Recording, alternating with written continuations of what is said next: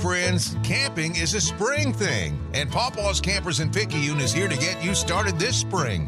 Whether it's RV accessories, parts, RV service, or RV sales, Pawpaw's Campers has you covered. Just call our toll-free line, 800-728-2267. That's 800-728-CAMP. Or go to our website at pawpawsniceprice.com.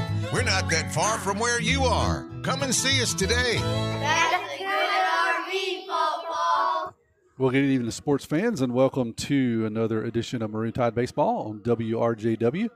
Tonight we are on the campus of West Harrison High School, and it is a windy, blustery night tonight. And I am so thankful that I am upstairs in the bird nest, safe and sound and dry, and we'll hope that the players and coaches and fans can remain dry tonight. So far, just a couple of sprinkles of rain, but nothing too atrocious. But the wind is terrible. Wind is blowing in pretty much dead center, maybe swirling a little bit from left to right, but pretty much dead center, and about 25 to 35 miles an hour gust with about 15 mile an hour sustained winds. So not going to be a lot of balls hit out tonight if I had to venture to guess.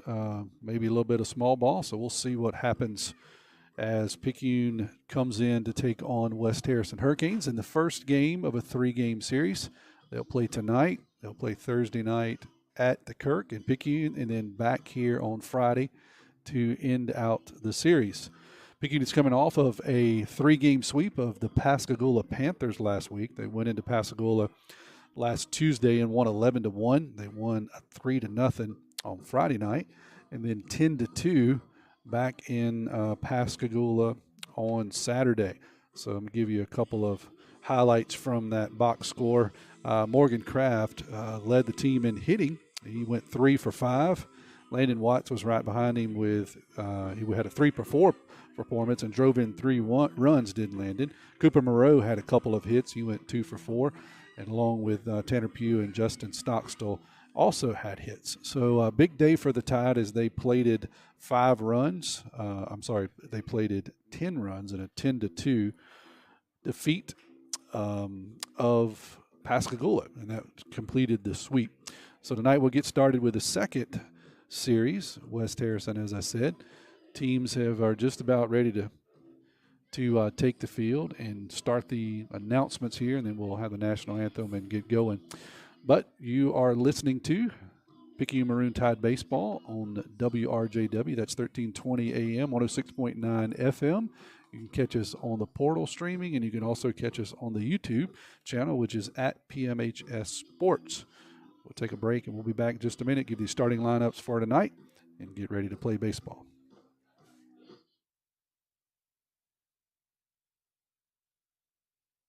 Pearl River Community College has been providing a quality education to the people of South Mississippi and beyond for the past 110 years. If you or a family member is an alumnus of this great institution, we invite you to support future PRCC students through the PRCC Foundation Scholarship Program. Honor or memorialize a loved one or identify your support for the college by creating a scholarship through the PRCC Foundation with your tax-deductible financial gift. Call Delana Harris with the PRCC Foundation office at 601-403-1191 and make a financial investment in a young person's future at Pearl River Community College.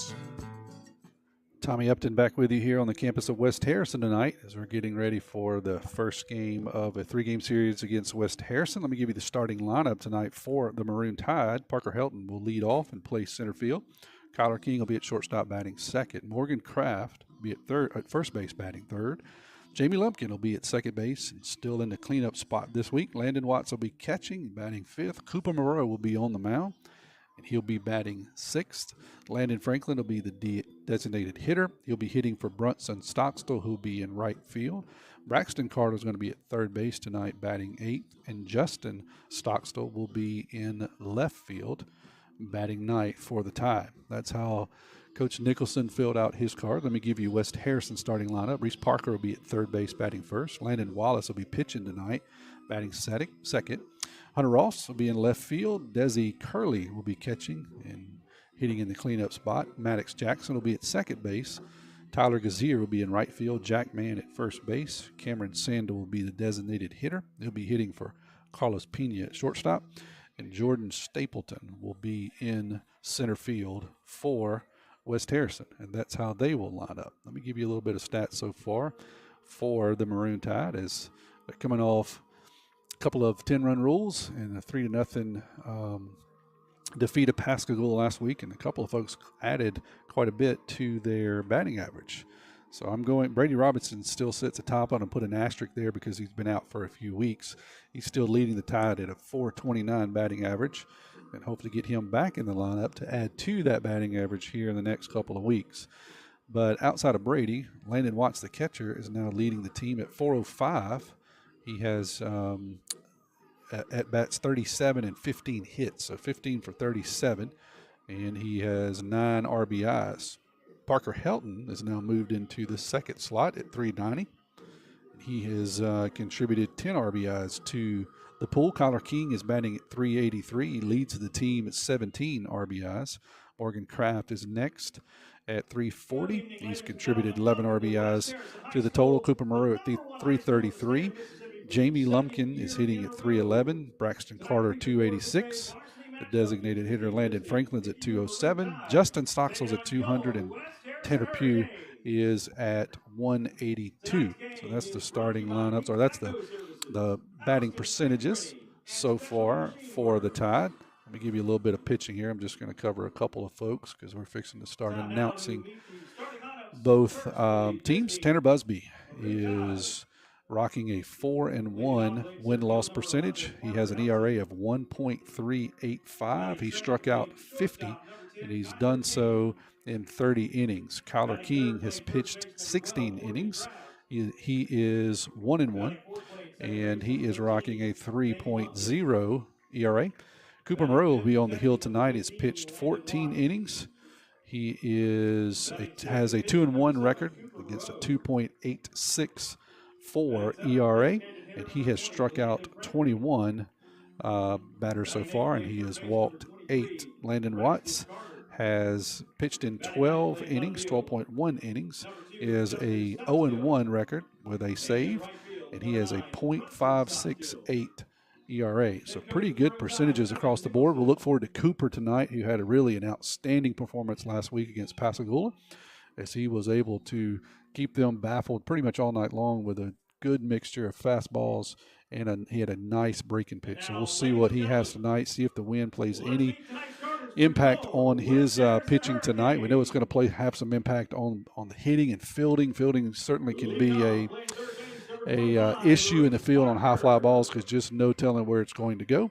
But we'll see what happens tonight as the public address announcer is now announcing West Harrison. So we'll step away for just one more word from our sponsor, and then we'll be ready to play ball. You're listening to Picayune Maroon Tide High School Baseball on WRJW.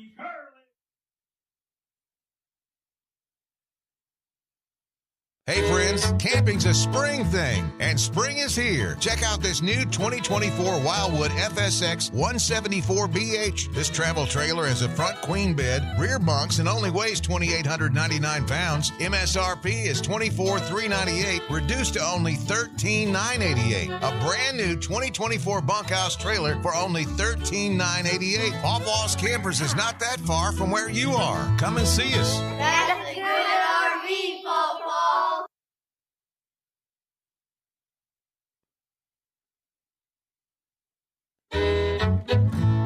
Hey neighbors, it's that time of year again. It's springtime. Make that short drive to Pawpaw's Campers in Picayune. You'll be glad you did. Pawpaw's has a nice selection of new and used trailers, fifth wheels, and motorhomes. Please go to our website, pawpawsniceprice.com, and see multiple pictures of our entire inventory. Pawpaw's Campers, having fun, selling fun. That's a good RV, Pawpaw. And turn toward the flagpole behind third base dugout where the wind actually snapped our tether for the flag. Please remain standing for the playing of our national anthem.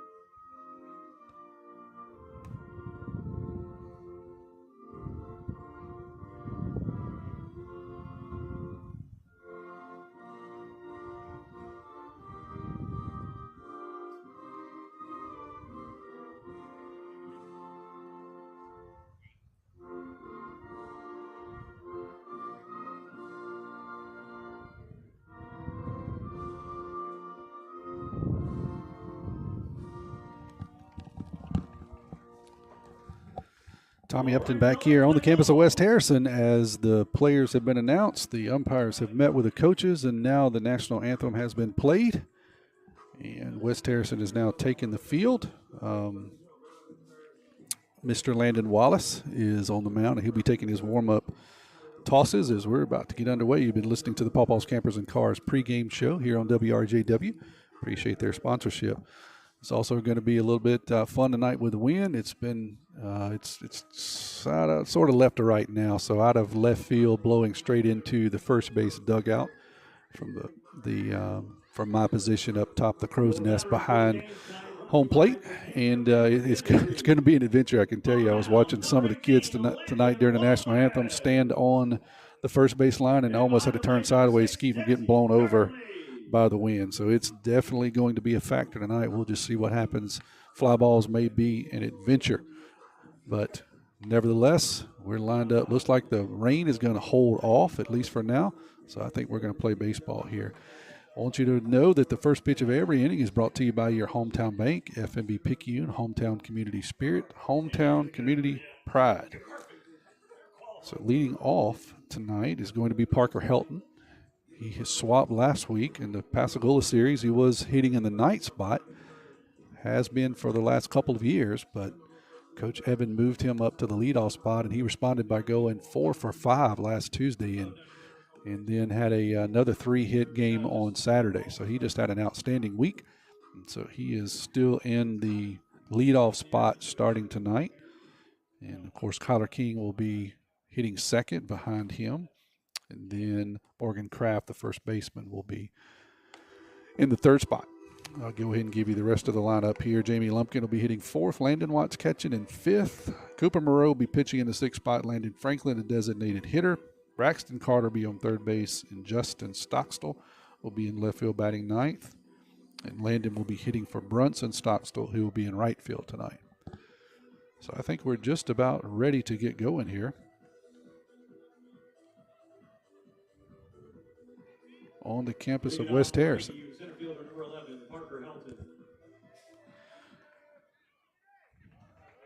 So Helton will step in here. He'll take the first pitch from Wallace, right-hander. Now we've got a little bit of discussion. The umpire looking down into the first base dugout, asking Picayune something, not sure. He seems to be satisfied, and so he'll step back into his spot behind the plate. And here goes Parker, and we're underway.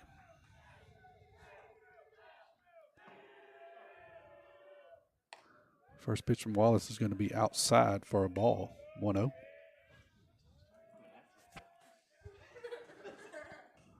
Helton, just a junior, 2-year starter out in center field for the Tide. Here's a 1-0 pitch. He's going to hit that one, chop it to the right side. Second baseman's going to pick it up, throw across the diamond to the first baseman, and they will retire Helton on just a chopper over to the second baseman. So with one out and nobody on, that'll bring to the plate Kyler King. King is a senior and a Pearl River Community College commit to play baseball next year, along with several other Tidesmen. He'll step in tonight for his first at-bat against Landon Wallace.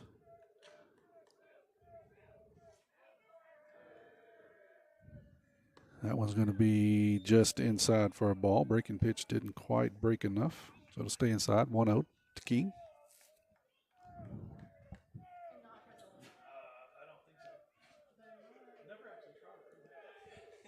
And here's the 1-0 pitch. It's going to be down low for a ball, 2-0 to King.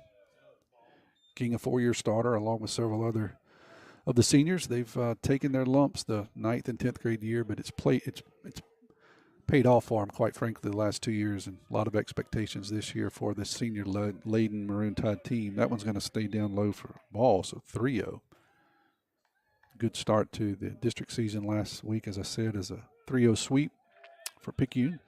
Looking to extend that district winning streak tonight against West Harrison. Here's a 3-0 pitch. That's going to be inside for a ball. So 4 straight balls by Wallace. And that'll bring to the plate Morgan Kraft. Had a 3-hit game on Saturday.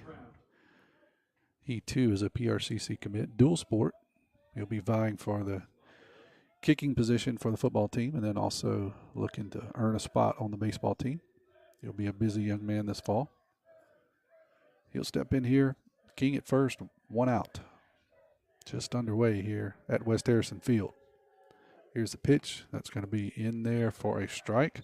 King is going to go on a delayed steal. The ball kicked away from the catcher. And King wisely took that opportunity to get down to second. There'll be a throw, but it wasn't close. So King will stay at second. 0-1 to Kraft here. Just underway in the top of the first. No score yet.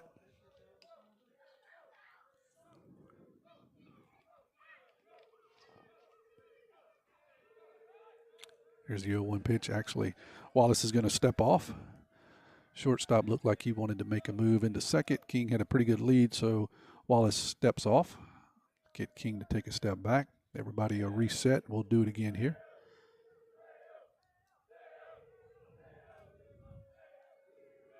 Here's the 0-1 pitch. That's going to be swung and fouled back for 0-2. Hey, if you're listening tonight, let us know. 601-590-5950. 601-590-5950. Always love to hear from you. Like to know who's listening in on a blustery night here at West Harrison Park. Here's the 0-2 pitch to Kraft. That's going to be outside for a ball. Tried to get Kraft to go fish it on a breaking pitch. That's the hallmark of this West Harrison team. They throw a lot of sliders. Very, very heavy laden sliders. Probably more sliders than fastballs if you did it proportionally. That's what they did last year. Not a lot of guys that throw extremely hard, but they have a really good cutter, slider, whatever you want to call it. It's got a lot of movement on it. So it gets a lot of choppers. Kraft's going to foul that one off. So it looks like it's in there for a big fat fastball, but at the last minute it cuts and moves away from the right-hander. And so usually that ends up topping or choppers, or sometimes you get a pop-up. But you're probably going to see a lot of choppers and ground balls tonight. Here's the 1-2 pitch from Wallace to Kraft. That one's going to be outside. Kraft almost swung at it, but wisely held up. That was a cutter that started on the outside part of the plate and broke out into the left-handed batter's box. 2-2 now to Kraft. King still at second, 1 out.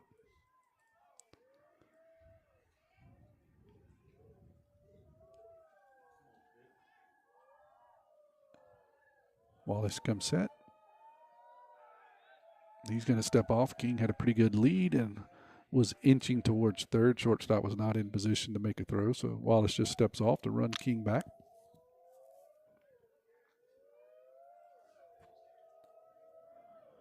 Everybody are reset, and we'll do it again here at 2-2.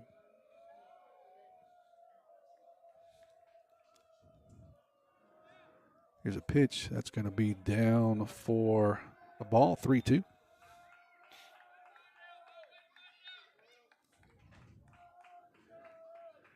So 3-2, 1 out. King at second. Kraft looking to add to his RBI total here. Big spot out in right field, right center field. If he could get something out into the outfield, right fielder's playing way in. Here's the pitch. That's going to be down for a ball. It was close. It was close. The umpire hesitated for just a bit, but ultimately ruled it a ball. So it'll send Kraft down to first. That's going to bring second baseman to the plate, Jamie Lumpkin. He'll hit now with runners at first and second. James and Pam Hopgood are watching. And, of course, Tyler and Paul, they're watching on the YouTube channel. Thanks, guys, for texting us. Let us know. If you're listening, text us. Let us know. Here's a pitch to Jamie. That's going to be outside for a ball. So 1-0. Todd doing a good job early here, not chasing those cutters that are on the outside part of the plate, and that's the bread and butter for the West Harrison Hurricanes. They like to get you to lean out and chase out there if you can. A couple other folks are texting in. Thank you. That one's going to be a ground ball to the shortstop. Short's going to pick it up, flip it to second. Second's going to flip over and make the throw to first, but it's going to be safe. And so they tried to turn a 6-4-3 double play. They got Kraft at second, but they did not. They weren't able to get Jamie at first, and so King was able to score from first. So that'll drive in the first run of the game on a fielder's choice. You'll have Jamie at first now. King scored from second. And Jamie looks like he's having some sort of issue. I'm not sure what happened. I didn't see anything. The ball hit him. It looks like he's holding his hand, so I don't know if the ball kicked off and hit him. But what should have been a 6-4-3 double play was a bang-bang play at first. They ruled Jamie safe, so that allowed King to score. So we got 2 outs now. Man at first, which is Jamie. Landon Watts is going to step in. And they're tending to Jamie down there. He's still holding his arm. I didn't see exactly what happened. I was looking at King coming around first. Devin Hedgepath is listening. Hey, Devin. Bobby Franklin listening in from Kansas City, Missouri. Hey, Bobby. Glad to have you on. Miss Bourgeois is listening in. Hey, guys. Thanks for joining us today. A couple other folks I'll get you on here in just a second. Tide leads this one now 1-0 here in the top of the first. 2 outs. Landon Watts, the catcher, is going to step in when we get back to playing. They're still tending to Jamie down there. I don't know if the ball kicked off and hit him at the end, but they got the West Harrison trainer down there looking at him. He seems to be in some pain. Hope he's okay. I tell you what, we're going to step aside here for just a minute. They're still tending to Jamie. While they do, we'll step aside while they take a peek at him. We'll be back. You're listening to Picayune Maroon Tide Baseball on WRJW. Physical therapy has evolved into specialized care for patients suffering from Parkinson's disease. Dr. Jameson Dodd with Dodd Therapy Center in Picayune is LSVT Big certified for treatment of Parkinson's disease. LSVT Big trains people with Parkinson's to use their body more normally and improves movements for any activity, whether small motor tasks like buttoning a shirt or large motor tasks like getting up from a sofa or chair or maintaining balance while walking. Give Dodd Therapy Center a call today at 769-242-2636 or stop by at 405 Memorial Boulevard in Picayune. So Jamie seems to be okay. He takes his base there at first. Looks to be working the kinks out. Everybody seemed to be satisfied. The umpire was there checking on him. Everybody seems to be okay. So that'll bring Landon Watts to the plate now. He'll hit with 2 outs. Jamie at first. Tide scored 1 so far. Let's see what Landon can do here with 2 down. Here's a pitch from Wallace. That's going to be outside in the dirt. Not far enough away for Jamie to get down to second. So he'll remain at first. Count be 1-0. If you're just joining the top of the first, got underway a little early, moved the first pitch up to 6:30 instead of 7 because of the threat of weather, and it is very windy, very blustery. The rain has held off so far, but very, very windy and blustery. Ahead of a cold front that's making its way from the north. It'll be through here sometime tonight. Here's a 1-0 pitch from Watt to Watts. That's going to be outside for a ball, 2-0. Again, Tide doing a good job of laying off those cutters, and it's only outside part of the plate. They really had our number last year. We struggled to lay off of that pitch, hit a lot of weak ground balls to the second baseman. So far tonight, we've been able to lay off of that, make them throw something over the plate, something we can hit hard. Here's a 2-0. Watts does get a fastball, but he's going to foul that one off down the right field line and out of play. He had a pretty good swing at it, just couldn't quite get around. So he'll be step back in with 2-1. Cooper Moreau, the pitcher, stands in the on-deck circle for the Tide. Here's a 2-1 pitch. That's going to be outside for a ball, 3-1. Get another cutter out there that they would lay off of. See if Watts can get something here to hit, 3-1. Jamie's at first, 2 outs, tied up 1-0. Here's a pitch from Wallace. That's going to be a beauty. That was a nice breaking pitch. Landon gave up on just a little bit too early, and it broke in there nicely. Run the count 3-2. So 3-2, 2 outs. Jamie should be in motion on the pitch here. He is, and there's the pitch. And Watts is going to hit that one on the ground to the shortstop. Shortstop's going to pick it up, throw across the diamond, and he is going to retire Watts. So they get the 6-3 to end the inning, but not before the Maroon Tide push across their first run of the game. We head to the top of the second, Tide on top, 1-0.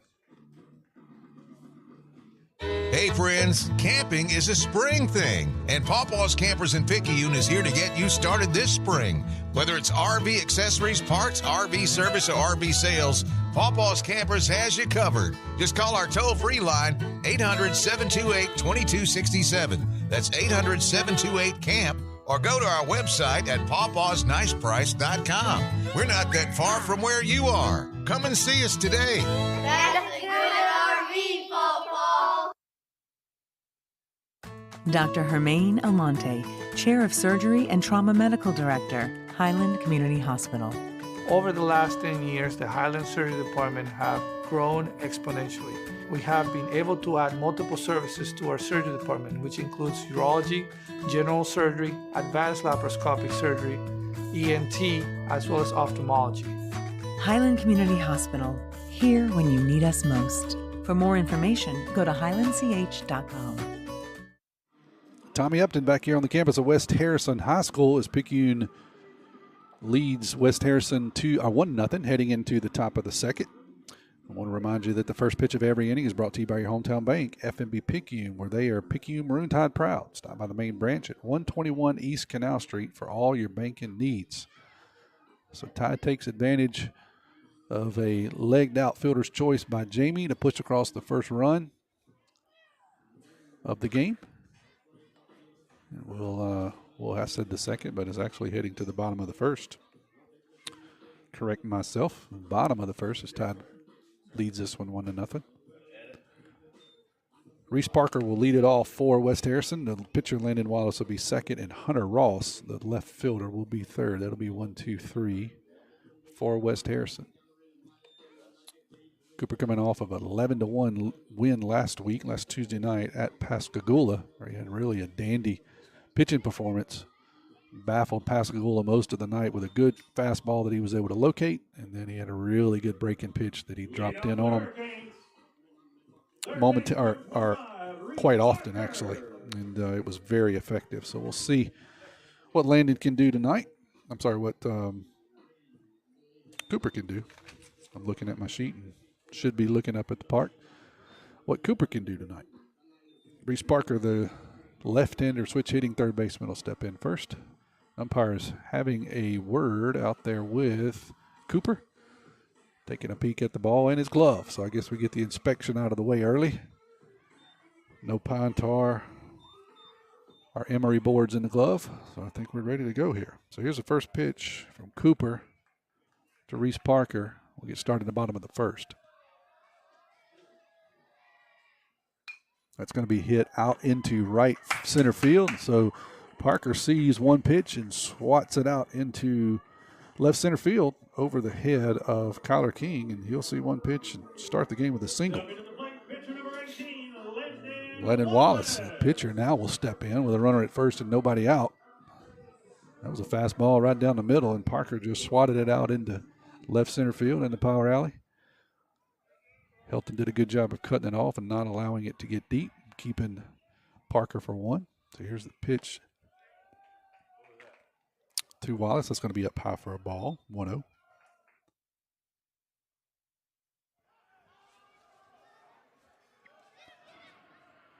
Here's a 1-0 pitch. Is going to stay up high for a ball, 2-0.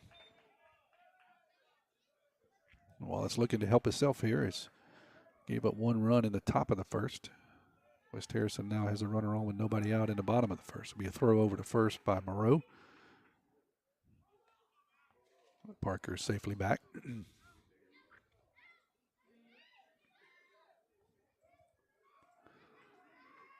Here's the 1-0 pitch. 2-0 pitch is going to be outside for a ball, 3-0.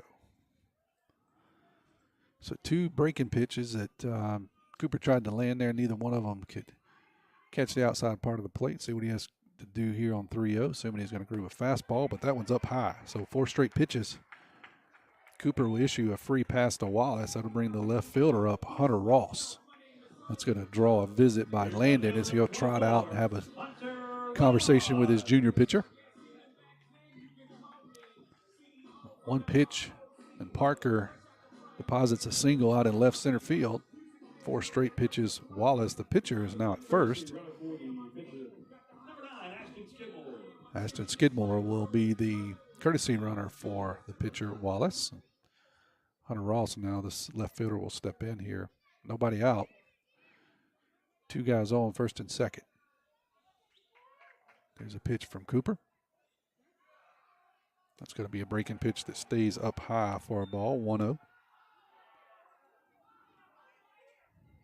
We'll have a Sonic Player of the Game tonight, and later in the 5th inning, we'll have Paul's Pastry Shop Mardi Gras Cafe trivia question.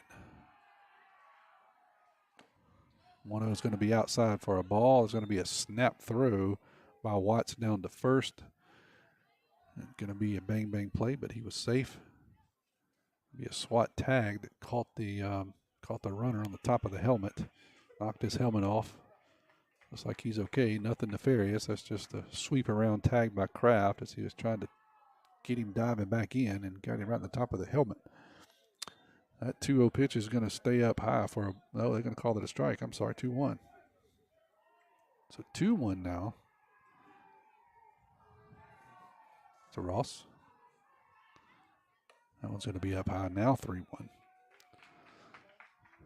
Cooper struggling just a bit with getting the ball over the plate so far. Several pitches have been up high and then haven't been able to land the breaking pitch. So we'll see if what he can do here, 3-1. Don't want to load the bases up, start the game. And that one's going to be in there for a strike, 3-2. That was a good pitch there by Cooper. Ross wanted to swing and then got locked up on a good breaking pitch. So here's the payoff pitch, 3-2. Nobody out. Runners at first and second. That's going to stay up high for a ball. So he will indeed load the bases. That's going to bring number 6, Desi Curley, catcher, to the plate. So he'll hit with nobody out. Bases full of Hurricanes. And that's going to draw a visit by Coach T, the pitching coach for Picayune. As you do, we'll step aside just a minute. You're listening to Maroon Tide Baseball on WRJW. Dr. Lori Blackmer and Dr. Mark Hutto at Picayune Eye Clinic are experienced optometrists who are passionate about your vision care. Picayune Eye Clinic will cater to all of your vision needs, answer any eye care questions you may have, and supply you with the most up-to-date optometric information and fashion eyewear and frames in order to keep your eyes clear and healthy. They've been providing complete eye care for over 30 years. The clinic is at 908 6th Avenue in Picayune. Give Picayune Eye Clinic a call today at 601-798-4182 and begin to see things more clearly. Tommy Upton back with you here in the bottom of the first as we've got a jam going on here for Cooper. Coach T is going to come out and have a conversation with his junior pitcher as he issued a couple of walks and then a single and then a couple of walks in that order to load the bases up here for the catcher, Desi Curley.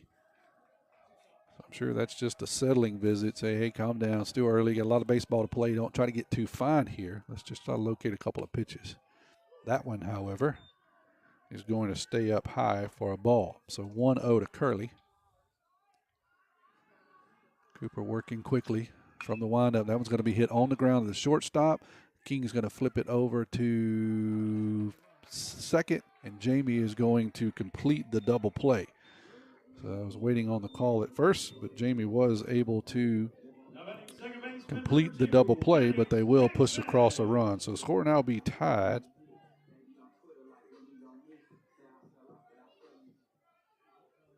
But we will retire 2, and that's going to bring to the plate number 2.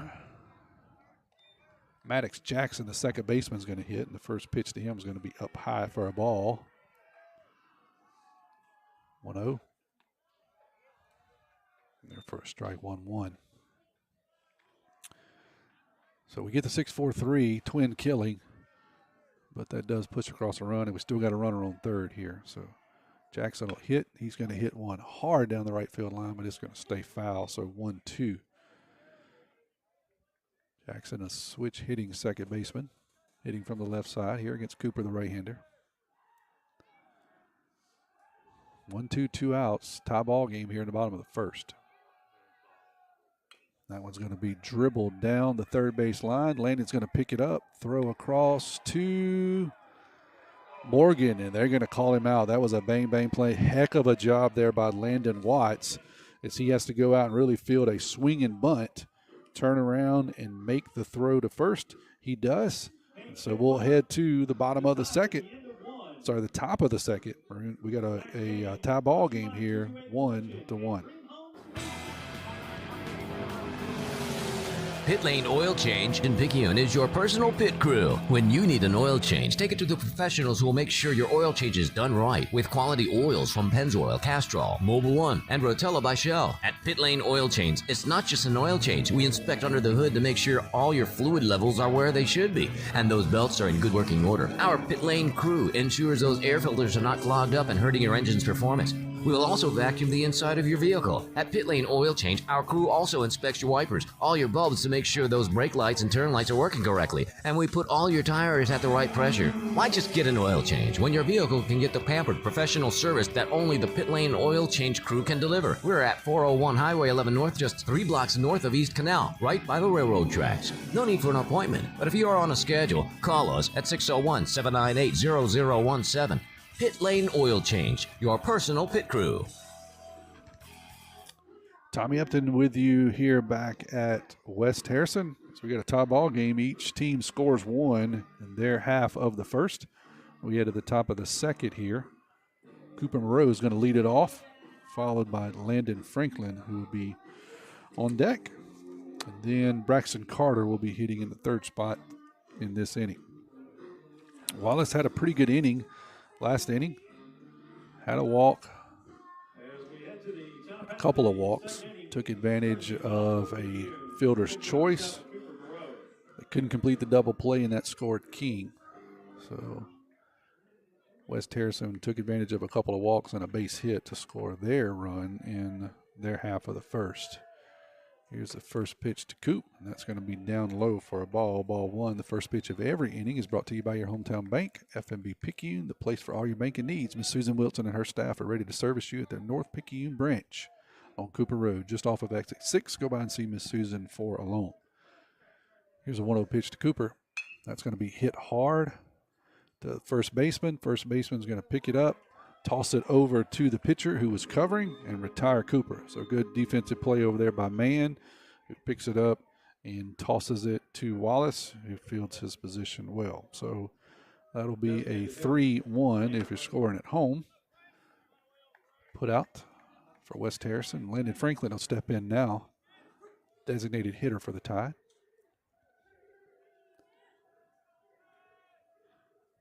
Here's the pitch to Franklin. That's going to be down low for a ball, 1-0. Wind's still blowing here quite a bit. No flags in the outfield, so I can't get a good beat on it. I'm just looking at the players' jerseys and umpires' clothes rattling in the wind. It's still blowing very, very hard. 2-0 now to Franklin.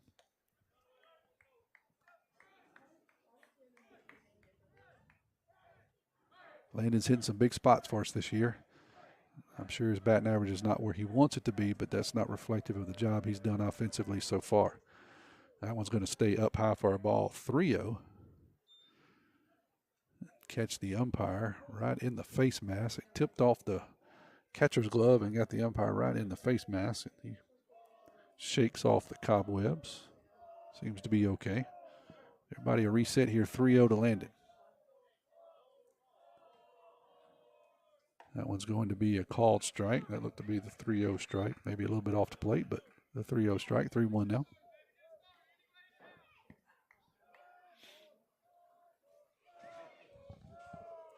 Here's a pitch to Franklin from Wallace. That's going to be hit on the ground up the middle. Second baseman going over. He'll pick it up, make the throw over to first, and retires Franklin on the 4-3.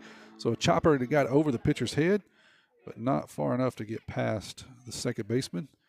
And so Third baseman Braxton Carter. With that, Braxton Carter will step in now.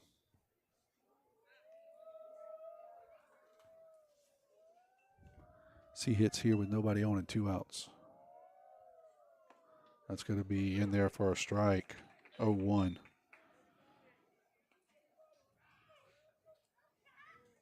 To Carter. Here's the 0-1 pitch. That's going to be down. Oh, nope. I was going to say it's in there for a strike. So quickly 0-2 to Carter. Wallace working quickly. See what Carter gets here, 0-2. He gets a breaking pitch that he tries to pull and can't do anything with it. That's going to be the MO of the West Harrison Hurricanes. They're just going to fill the zone up with sliders or cutters or whatever you want to call them. But They do a really good job of not giving you a lot of fastballs to hit. You're going to have to hit their pitch, and you're going to have to be disciplined and try to hit it the other way. Trying to pull that pitch will result in a chopper, which is just what Landon just did. It does that every single time. And Carter's just going to wave at an outside cutter as he goes down 1, 2, 3. So the Tide quietly go down in their half of the second. We'll head to the top of the second. Score still 1-1.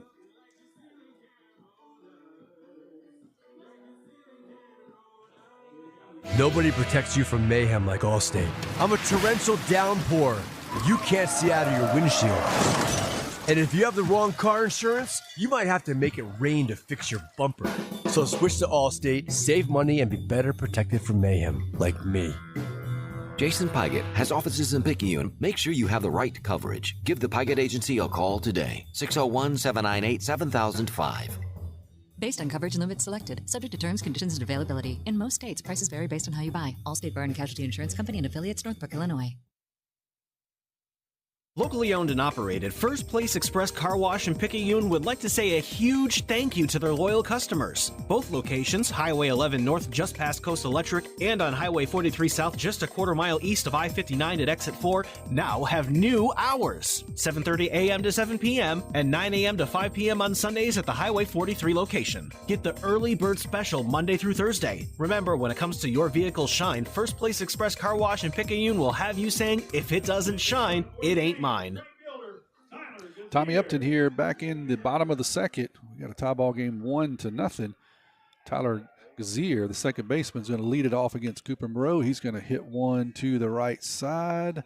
That's going to stay in play out there for Brunson, and Brunson will pull it in and make the first out of the inning. So one pitch, one pop fly out to right field, and Brunson retires the first out of the second inning. Here's first baseman, number 26, Jack Mann. Jack Mann, the first baseman, will now hit for West Harrison. He'll do so with one out.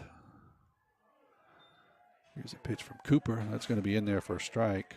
0-1. The first pitch of every inning is brought to you by your hometown bank, FNB Picayune, where they always put you first. Stop by the South Branch and see Miss Tracy Acker on Memorial Boulevard for all of your banking needs. That one's going to bounce for a ball. 1-1 now to Mann.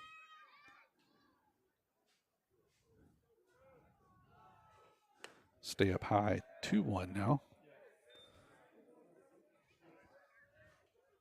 Man, the big first baseman has some power, so wind is in our favor right now, though. He'd have to be a muscle ball to get out of here. That one's going to be fouled off for a strike. 2-2.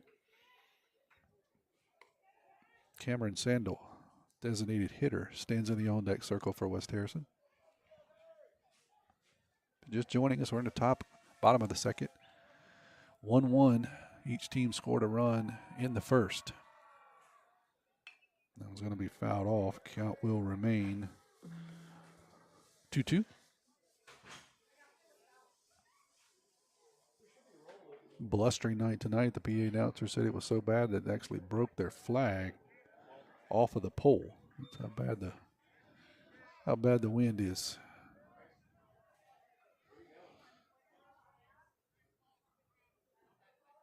So it looks like we got an errant ball out here on the field. Umpire calls timeout. Gets everyone to retrieve what they need to and get it off the field of play. We'll step back in here, 2-2 to Mann. Here's a pitch. That's going to be hit hard to the shortstop. King picks it up. He'll throw across the diamond to Kraft, and they will retire King on the 6-3 ground out. Stepping to the plate, designated hitter number 3, Cameron Sandel. Cameron Sandel now hit for West Harrison. 2 outs here in the second.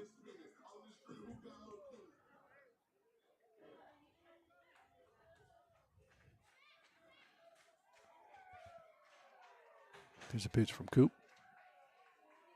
That's going to be outside for a ball. 1-0.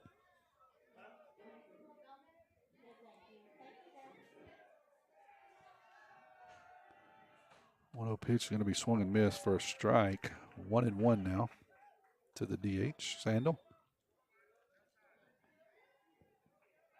Jordan Stapleton, the center fielder, stands in the on-deck circle, swinging a miss. 1-2, good breaking pitch there by Coop. Seems to have a little better control of the breaking pitch in this inning. Struggled a bit in the first to land it, but he seems to have zoned it in, and that's a nice breaking pitch there that he gets him fishing. It does bounce, so Landon has to step out and make the throw down to first for the put out. He does. And 1, 2, 3 go West Harrison in the second. Both teams go quietly after scoring a run each in the first. We head to the third inning. Still got a tie ball game here, 1-1.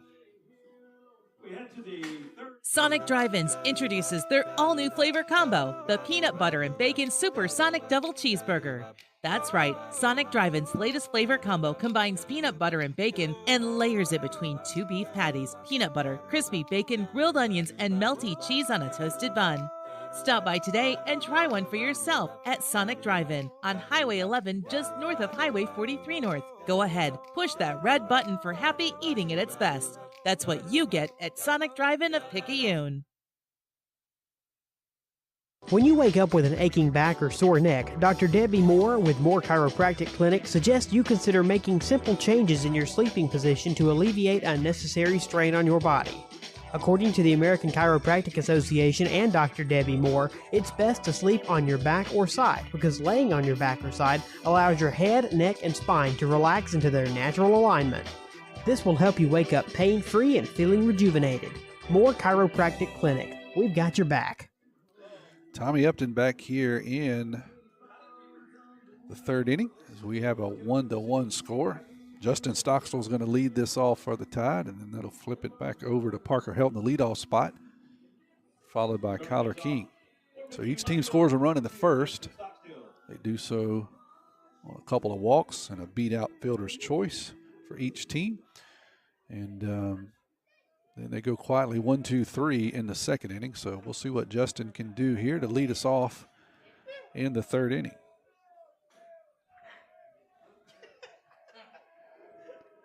Here's a pitch from Wallace to Justin. That's going to be in there for a strike, strike one. The first pitch of every inning is brought to you by your hometown bank, F&B Picayune, where the customer is always first. Go by and see Chantel Thady at the West Canal branch for all your banking needs. Here's the 0-1. That's going to be fouled off the right side. So the count will go quickly 0-2. Wallace struggled a bit with control in the first, but he seemed to lock in the second, as did Cooper Moreau for the Tide. We'll see how Wallace starts off here in the third. That one's going to be down low for a ball, 1-2.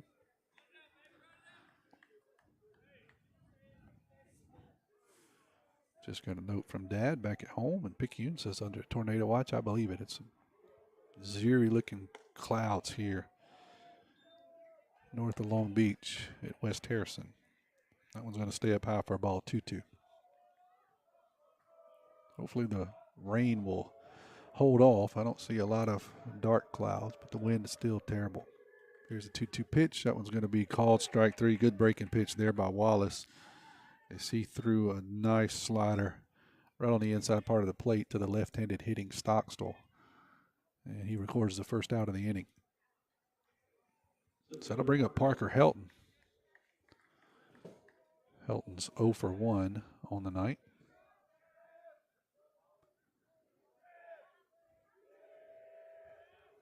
First pitch to him is going to be a breaking pitch up high, 1-0. Dole Ash said he's listening in. Hey, Dole.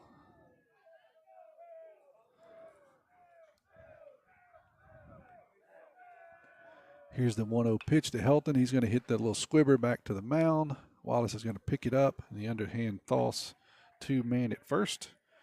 So that'll be a 1-3 put out. And it's just got out in front of it, hit it right off the end of the bat, just a squibber back to the mound. And Wallace makes short work of that. So Kyler King will step in now for the Tide. 2 outs in their half of the third. See if Kyler can get something going here. Kraft on deck. That one's going to be up high for a ball. Good slider. It broke well, but just stayed up a bit high. So 1-0 to Kyler. Here's a pitch from Wallace. That's going to be in there for a strike. Good cutter there that just broke in. That's the pitch you can't give up on. If you're a right-handed hitter, they'll throw it at your knee, but it's going to break, and you just can't give up, and you can't vapor lock. Here's the 1-1. 2 outs. Fastball, Kyler's going to rip down the third base line. That's going to get down almost to the corner. Kyler's going to go for two. The left fielder stumbles a bit, doesn't get a clean throw, so Kyler will get a stand-up double as he absolutely ripped the ball over the third baseman's head. It didn't get all the way to the corner. Left fielder did a good job of getting over there and cutting it off, but Kyler's just too quick out of the box. And so he will stand at second now with 2 outs, and Morgan Kraft will step in here. An RBI situation. See if he can do something to drive in a run.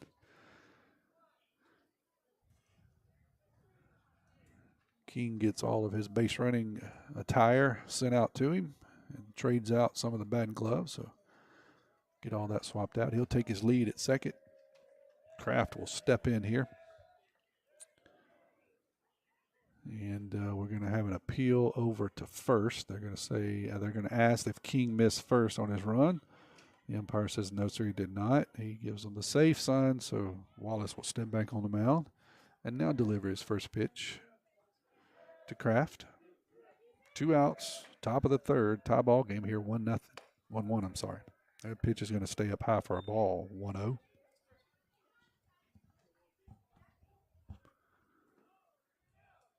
King will take his lead at second. He scored the only run of the game for the top on a fielder's choice. That one's going to be a cutter outside, 2-0. See if Kraft can get something here to hit. They usually don't give the big guy a whole lot of pitches to hit. See if he happens to get a fastball here, 2-0.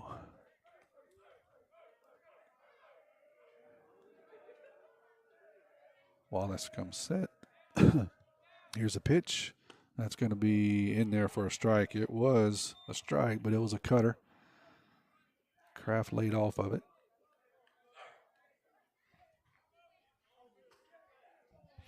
It's a 2-1 now. 2 outs, King at second.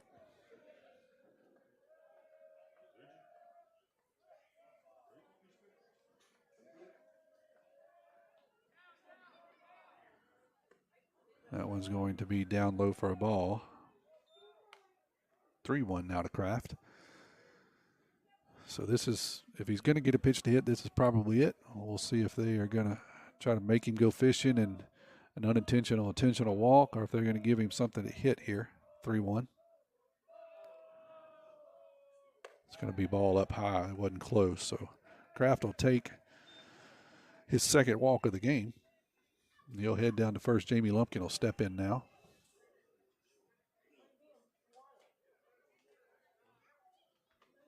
Coach Evans going to have a conversation with Jamie as Morgan Kraft stands down at first base. He swaps out his base running attire for his batting gloves. Jamie will step in now. 2 on, 2 outs. Tie ball game here in the third.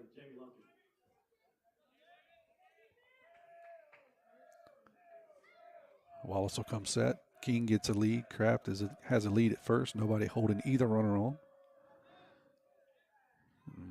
Wallace is going to step off. King had a really big lead. Neither the second baseman or the shortstop was anywhere close, so that's just a step off and make him take a step back. Nobody holding Kraft on at first. 2 outs. Wallace comes set again. Long look at King at second. Here's the pitch. Jamie's going to foul that one off. He got a good pitch to hit, just didn't get all of it. Fouled it straight back. 0-1. If you're just joining us, got a little early start than what you may be used to. Game was at 6:30 tonight as opposed to 7 because of the weather. Each team scored a run in the first, nothing in the second. Tide hitting now in the third. Got a tie ball game at 1. 2 outs, runners at first and second. 0-1 now to Jamie. That's going to be fouled off over the first base dugout, so 0-2 now to Lumpkin.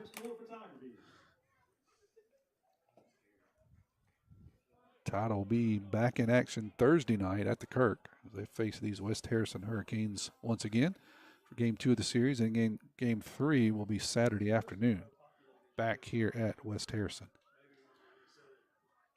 Should have Thursday night game for you, and we're going to check on Saturday and see if that was going to be covered or not. That's going to be strike 3 to Jamie. That was a beautiful cutter that just locked him up on the outside part of the plate. Good job there by Wallace. So the Tide get 2 on, but Jamie looks at strike 3, and we head to the bottom of the third. Still a tie ball game. Pearl River Community College has been providing a quality education to the people of South Mississippi and beyond for the past 110 years. If you or a family member is an alumnus of this great institution, we invite you to support future PRCC students through the PRCC Foundation Scholarship Program. Honor or memorialize a loved one or identify your support for the college by creating a scholarship through the PRCC Foundation with your tax-deductible financial gift. Call Delana Harris with the PRCC Foundation office at 601-403-1191 and make a financial investment in a young person's future at Pearl River Community College.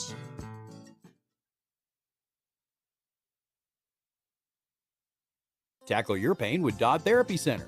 Jamison Dodd, a former Maroon Tidesman, and his team of therapists provide one-on-one specialized care to help you and your athlete get back in the game. Dodd Therapy Center offers specialized post-operative care, manual spine techniques, trigger point dry needling, and spinal decompression traction for neck and back pain. Jamison is also specialized in treating Parkinson's disease and other neurological disorders. Give Dodd Therapy Center a call at 769-242-2636 or visit us at 405 Memorial Boulevard in Picayune. Tommy Upton back here at West Harrison. We got a tie ball game heading into the bottom of the third. Jamie Lumpkin strikes out with runners at first and second. Ty not able to take advantage of those two base runners. So Jordan Stapleton, the center fielder, will lead off here for West Harrison against Cooper Moreau. That pitch is going to be foul ball down the left field line. So 0-1 to Stapleton. First pitch of every inning is brought to you by your hometown bank, F&B Picayune, where hometown means the best service around, with 4 locations in Picayune to serve you. That was going to be down low for a ball, 1-1. Now to Stapleton. Center fielder will step back in here, 1-1. That one's going to be swung on and lifted out into center field. Yeah, actually, it started out in almost straightaway center field, and I'm not exaggerating, and Brunson Stockstill ended up catching it in right center field. That's how far the ball blew over. That's why I kind of hesitated, because I saw Parker was running, and he almost got all the way to the right fielder before the ball came down. So wind is definitely playing a factor, but the ball stayed up long enough for Brunson to pull it down. So the end result is 1 out. Flip the lineup back over to Parker, the third baseman, and he'll swing and miss at the first curveball from Cooper. So 0-1 now with 1 out. That's going to be outside for a ball, 1-1. High fly balls are definitely going to be an adventure. Probably, I would say 50 or 60 feet that ball got moved from left to right. That one's going to stay up high, 2-1.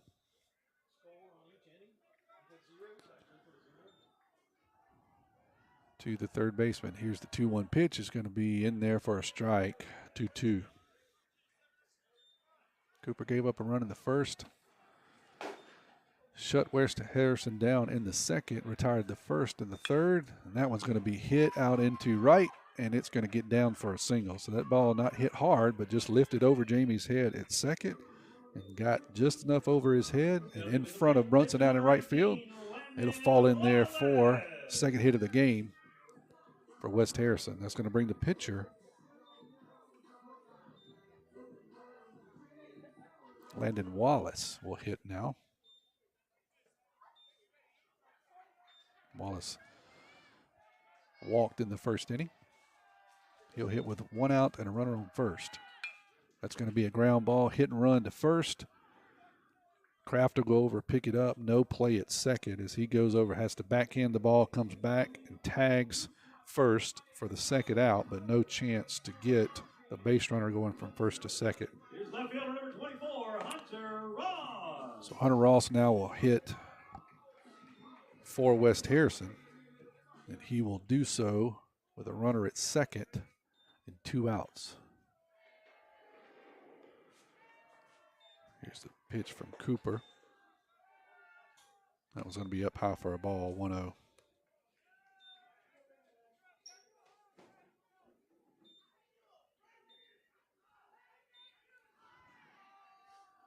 Here's the 1-0 pitch. That was going to be fouled off for a strike, 1-2. That foul ball brought to you by the beer store. So 1-1 now to Ross. Somebody just texted in and said Reese Parker, who's a leadoff hitter, just got that single out into left field, was a 7th grader. That's interesting. And definitely an athlete if he's playing up from that far down low. There's a pitch going to be up high, 2-1 to Ross. Didn't do much with it, but he did enough to get it out of the infield. And a 1-hop out to Brunson for a single. Here's the 2-1 pitch. That's going to be bounced off of Landon and kicks back far enough for the runner to get to third. And so with 2 outs, West Harrison now has a runner at third. Hunter Ross, the left fielder, trying to get something going. Landon's going to take the opportunity to walk out and talk to his junior pitcher here and say, hey, we just need a couple of pitches. Let's get out of this.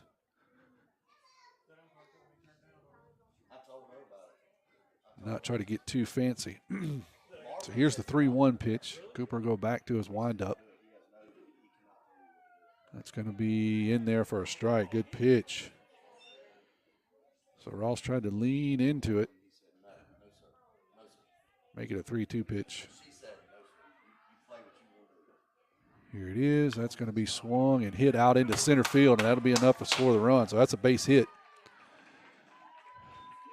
Out into center field. So good job of hitting there by Ross, as he will single in the second run of the game for West Harrison. So Ross will single. And Desi Curley will hit.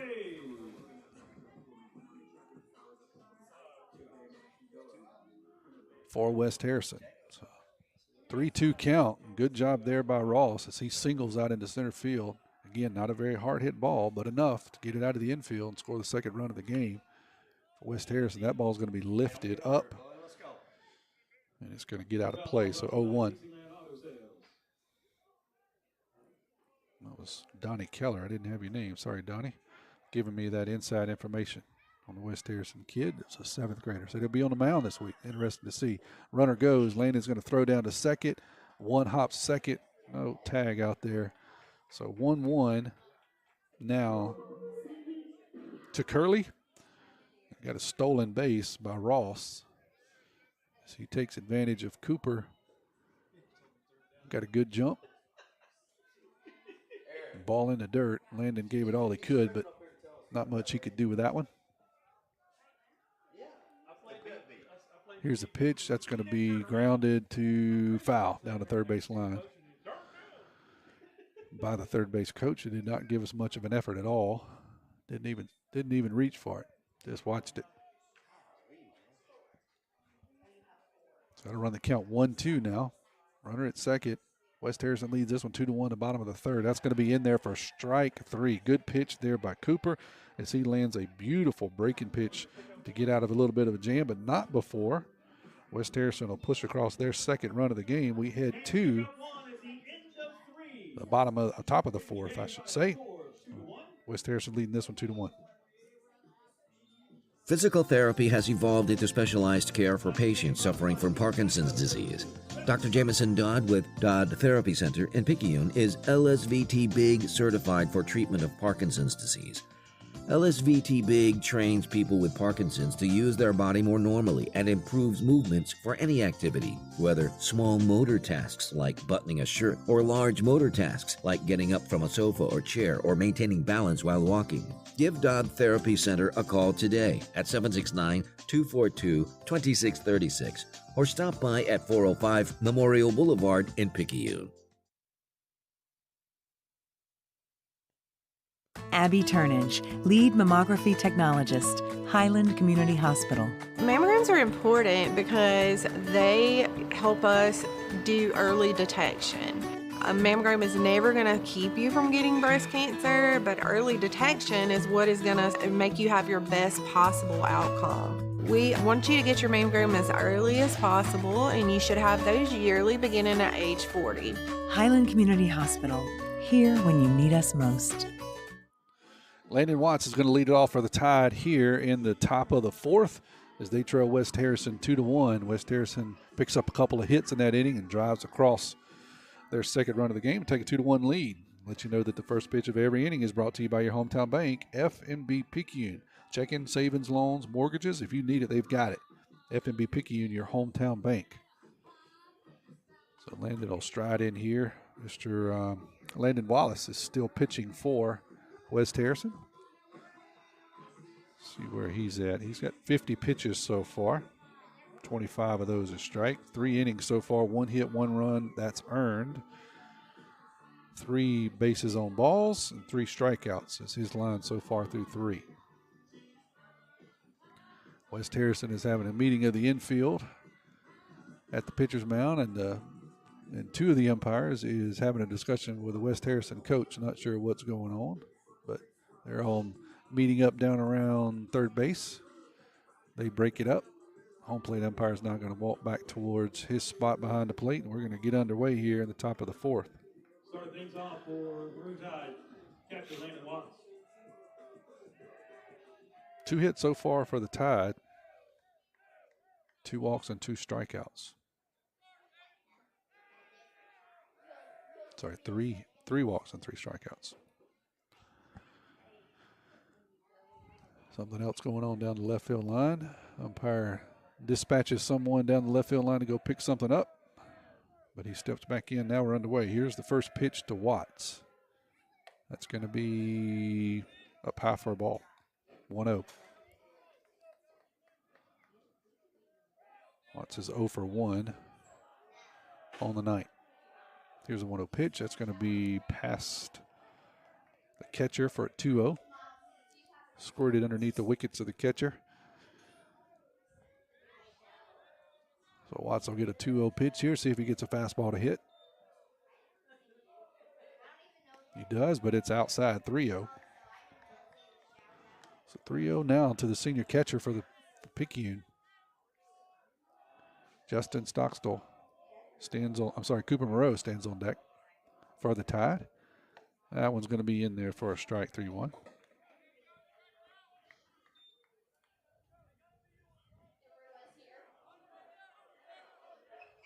Here's a 3-1 pitch to Watts. That's going to be inside for a ball 4. So he'll head down to first. Cooper will step in now for the Tide. See if we get a courtesy runner. We do. It's going to be Ben Bird, number 5 for the Tide. He'll be the courtesy runner at first. Cooper will step in looking to help himself here. Trying to get something going for the Tide. They haven't had a whole lot of offense to show for themselves so far. That one's going to be in there for a ball, inside for a ball. Cooper 0 for 1 on the night.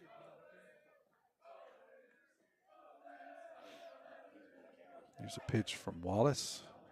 Ben Bird's at first. That one's going to be hit hard, but it's going to stay foul down the first base line. So 1-1 now to Coop.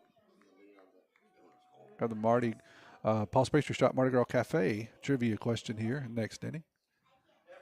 Text your answer to 601-590-5950. Text me, let me know that you're listening. That one's going to be a nice breaking pitch in there. 1-2. Now to Coop.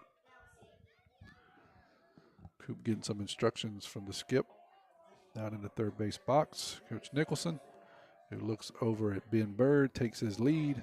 Landon Wallace is going to come set. He'll deliver the 1-2 pitch to Cooper. That one's going to be fouled off. Count will remain 1-2.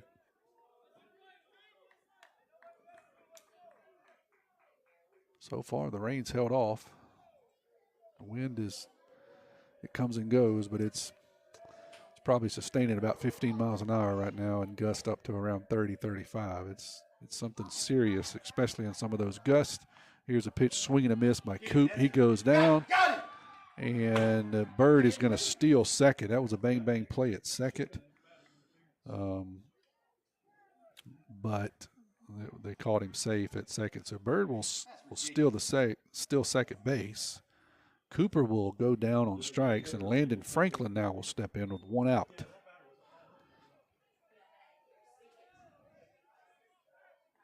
Franklin's 0 for 1 on the night. So 1 out, 1 on. Franklin steps in here. Here's the pitch. That's going to be called strike on the outside corner, 0-1 to Landon. Tide looking to try to manufacture something. Just haven't had a whole lot of offense to show. Only 1 hit so far. 4 walks, and that's really been it for the Tide. Go along with 4 strikeouts. That one's going to be a called strike. 0-2 now to Frank. So he sees a good breaking pitch on the outside part of the plate. Probably going to see another one here. That's what they like to do to right-handers, is just nibble away at that outside corner with some good breaking pitches, sliders, cutters. They fill it up out there. Here's the 0-2 pitch. Way outside for a ball, 1-2. Going to be a play down at second. Going to throw behind Bird. It's not close. He's back in. Donald Baltz listening in. Hello, Heavy D. Part of the Maroon Tide football radio cast. So here's the 1-2 pitch to Landon. Fouled off. He gets a piece of that cutter that was on the outside part of the plate. That's what you have to do, is try to spoil that pitch and hope that you can get something on the inner half, or stay disciplined enough to drive that pitch to right field. Very, very difficult to do. That's what you have to do against these guys. They're going to nibble and nibble on the outside corner, and then when you start leaning too much, they'll sneak one in on you on the hands. Here's the 1-2. That's just what they did. That was on the inside part of the plate, and it locked Landon up. Good pitch there. He goes down on strike. So with 2 outs now, Braxton Carter is going to step in for the Tide. Third baseman Braxton Carter. Carter's 0 for 1 also on the night. Ben Bird still down at second. 2 outs. Tide trailing 2-1. Here's the first pitch from Wallace. That's going to be a cutter on the outside part of the nose. So it's off the plate, 1-0. That's the pitch they want to get you to go fishing after. 1-0. Good job by Carter laying off.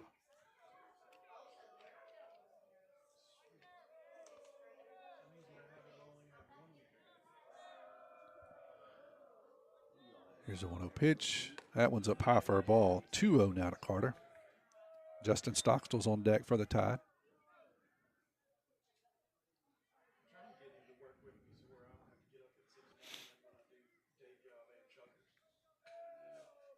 Landon Wallace now up to 67 pitches on the night. See if he's under a pitch count or if he's going to go the distance for West Harrison. Swinging a foul ball by Carter. 2-1 now. Got a pretty good pitch to hit. Had a good cut at it. Just fouled it straight back. So 2-1 now. Bird still at second. 2 outs.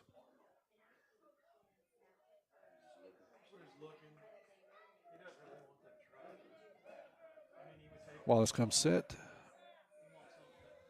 Takes a long look at Bird. Here's the pitch. That's going to hit Carter on the leg. So Carter will go down to first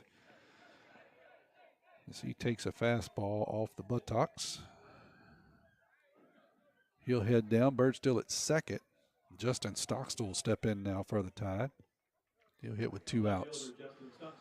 He's 0 for 1 with a strikeout on the night.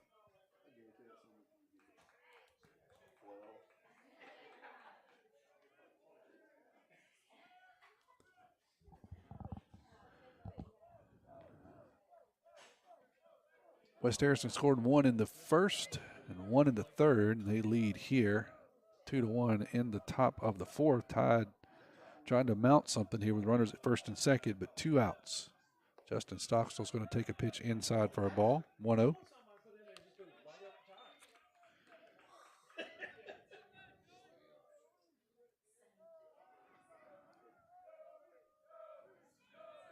Wallace comes set, takes another long look.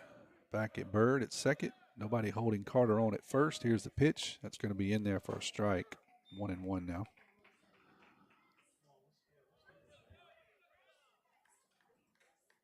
These guys will do it again Thursday night at the Kirk. First pitch is at 7, and then Saturday afternoon will be the rubber game back here at West Harrison. Here's a 1-1. That's going to be swung and foul ball. 1-2. Now to Stockstill. The left-handed hitting left fielder for the Tide.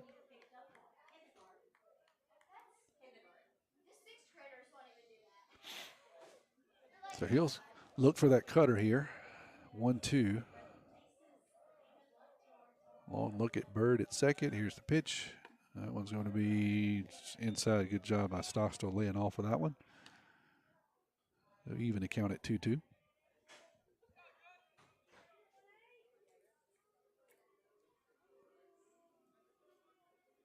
Maroon Tide dugout trying to get into it a little bit down there. Trying to get something going. Not much offense to show so far tonight. 4 walks and a 1 hit. That's it. That one's going to be swung and a miss. So that'll do it. Down go the Tide. They once again have runners at first and second, but they are unable to do anything with it. So we'll head to the bottom of the fourth. West Harrison still leading this one 2-1. First Place Express Car Wash in Picayune on Highway 11 North just past Coast Electric and on Highway 43 South just a quarter-mile east of I-59 at Exit 4 now has new hours, 7:30 a.m. till 7 p.m. and from 9 a.m. till 5 p.m. on Sundays at the Highway 43 location.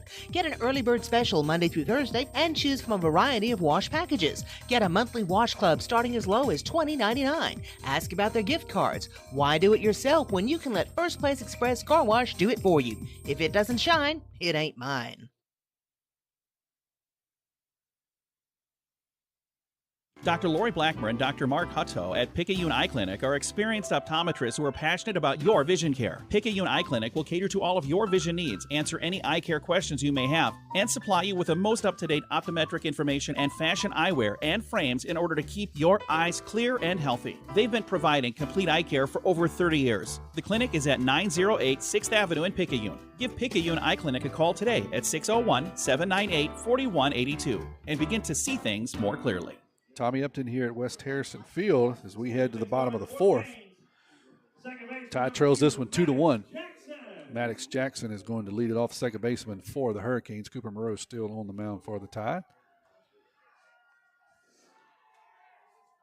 And here's the first pitch from Coop. That's going to be swung and missed for strike one. The first pitch of every inning is brought to you by your hometown bank, FAB Picayune. Checking savings, loan, mortgages. If you need it, they've got it. FAB Picayune, your hometown bank. That one's going to be outside for a ball. 1-1 now. Coop struggled a bit in the first, but he's kind of locked in there. Gave up 2 hits in the last inning. That one's going to be on the ground to Jamie at second. He'll pick it up, toss it over to Morgan at first, and he will retire the first out of the inning. So just a weak ground ball to the second baseman. And that will retire the leadoff guy for West Harrison. Number 4, Tyler Gazier, the right fielder, is going to hit now with 1 out, nobody on. First one pitch is going to bounce for the Tide, so it'll be 1-0 to start off the at-bat for Gazier. Right-handed hitting right fielder. Cooper 52 pitches so far. His 53rd is a ball. 2-0 now.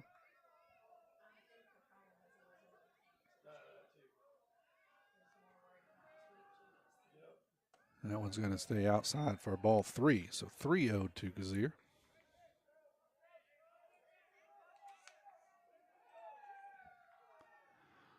Here's the pitch. That's going to be in there for a strike. 3-1.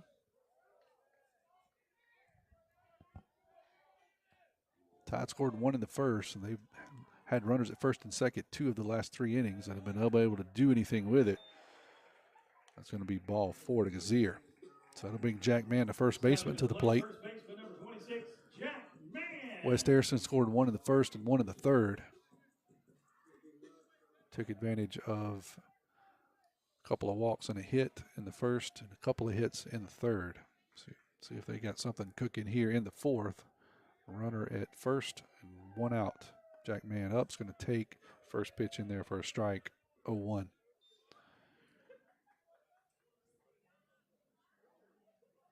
Man, a multi-year starter at first base for West Harrison. He's got some power.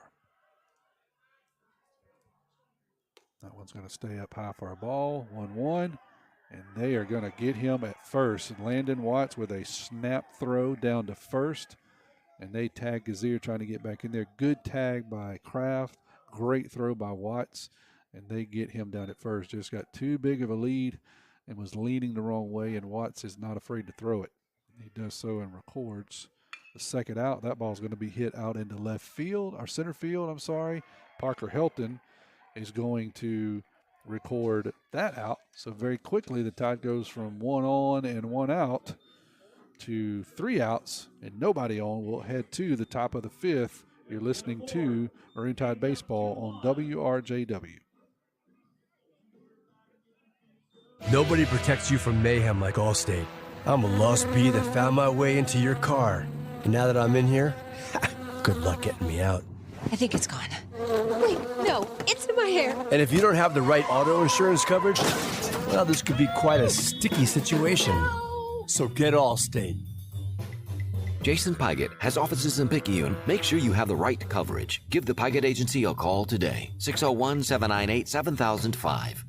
Subject to terms, conditions, and availability. Allstate Fire and Casualty Insurance Company and affiliates, Northbrook, Illinois.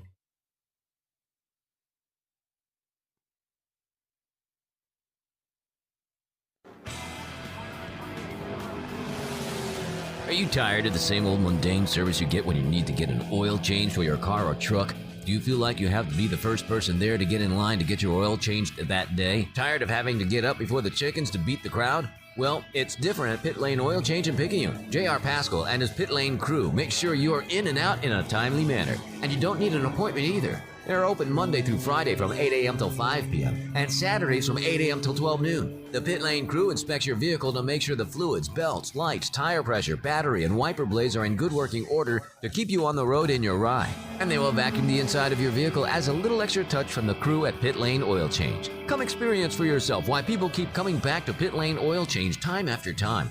They're located at 401 Highway 11 North, just 3 blocks north of East Canal, right by the railroad tracks. You can call us at 601-798-0017. Come experience the difference. Pit Lane Oil Change, your personal pit crew.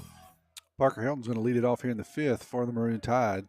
First pitch is going to be outside for a ball, 1-0. First pitch of every inning is brought to you by FAB Picayune, your hometown bank, hometown community spirit, hometown community pride, member FDIC. Swing and a miss now. So Helton will even account at 1-1. Tide trails this one 2-1.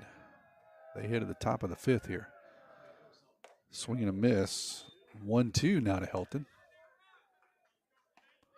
Helton's 0 for 2 on the night. Here's the 0-2 pitch. Swing and a miss. So very quickly, Helton goes 1-2-3. And that's going to bring Kyler King to the plate. King's 1 for 1, scored a run, and also walked on the night. We'll have the Paul's Pastry Shop Mardi Gras Cafe trivia question here after this half inning. Also have a Sonic Player of the Game at the end of the game.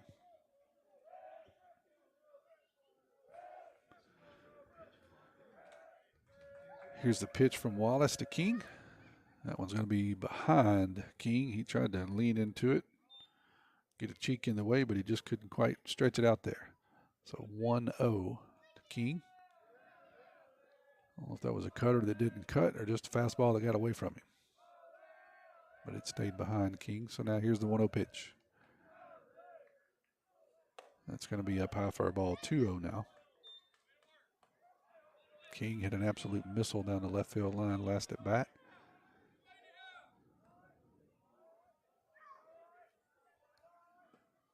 Tide was unable to do anything with it. He's going to square and fake a bunt and pull back, and going to be a strike. So 2-1 now to King. One out here in the top of the fifth, Tide trailing 2-1. That one's almost going to hit. No, it does hit him. I was going to say he almost got out of the way, but that one got him on the shirt sleeve. So he'll head down to first, King will, after being hit by a pitch. Morgan Kraft's going to step in now. He'll hit with 1 on and 1 out. He's had 2 walks on the night, so he's officially 0 for 0. See if we got a hit and run on or some kind of movement to get King into scoring position. For Kraft, this is the spots that we love to drive in runs here with these 2 guys. King with a good lead. It does not go. That ball's going to be up high 1-0. And that's going to draw a visit from West Harrison coach. As they do, we'll step aside, let them have a conversation. You're listening to Picayune High School Baseball on WRJW.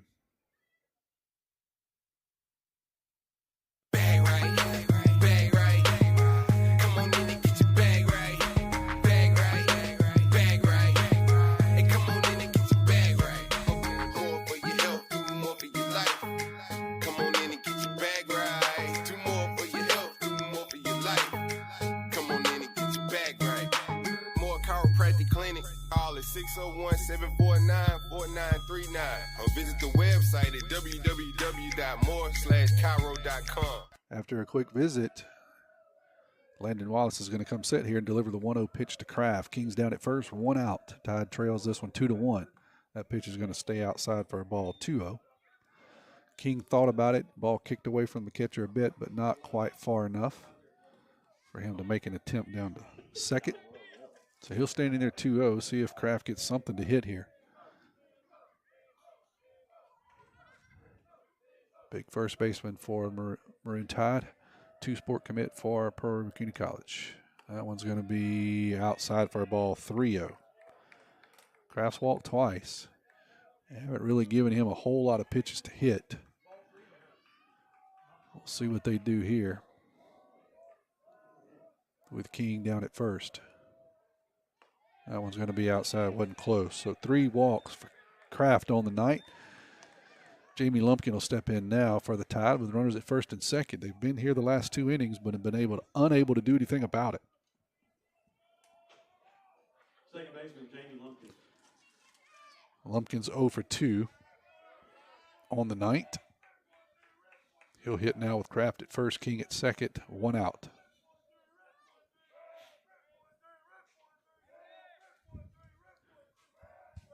Wallace comes set, takes a look at King. Long look at King at second.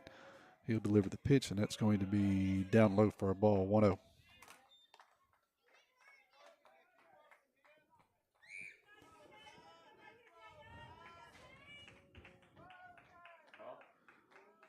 Still windy. I think the wind is sustained at a pretty good clip. I don't think we're quite getting the gust that we had earlier, but still a pretty good clip of wind. Luckily, the rain is held off, and it looks like it will tonight. We're going to pinch runner down there at first. I think that's Ian Herron. I'll get you a number here in a second, but I think that's 16 Ian Herron that steps in for Kraft down at first. Coach Evan walks down and gives a substitution to the home plate umpire.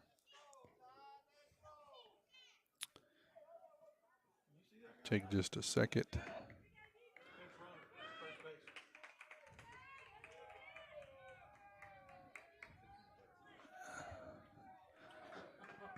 And it is Ian Herron down there.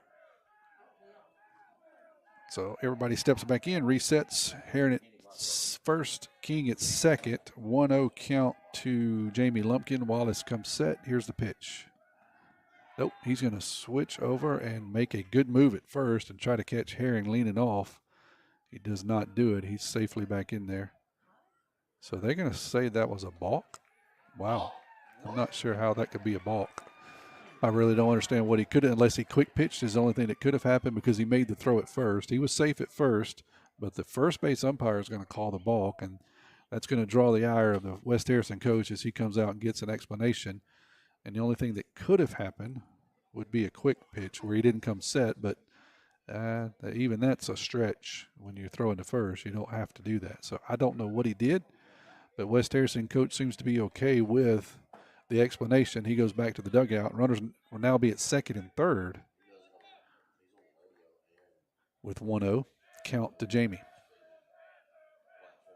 Not much of an argument, so it must have been a satisfactory explanation to the West Harrison coach. But like I said, end results 1-0 count. Runners at second and third. Jamie steps back in here. Wallace comes set. Here's the pitch. That's going to be up high for our ball, 2-0. Still don't understand the balk. What exactly he could have called, quite honestly. But we'll take it. Runners at second and third now. Forces out of the equation. 1 out. Tide leads. Tide is trailing here, 2-1. Cutter's going to be on the inside part of the plate. 2-1 now to Lumpkin. Second baseman is leaning in towards second base, giving Jamie a pretty good hole over there in the 3-4 spot. See if he can do something on that side. He tries to hit it over there, but fouls it off. So 2-2 now to Jamie. Senior second baseman for the Tide.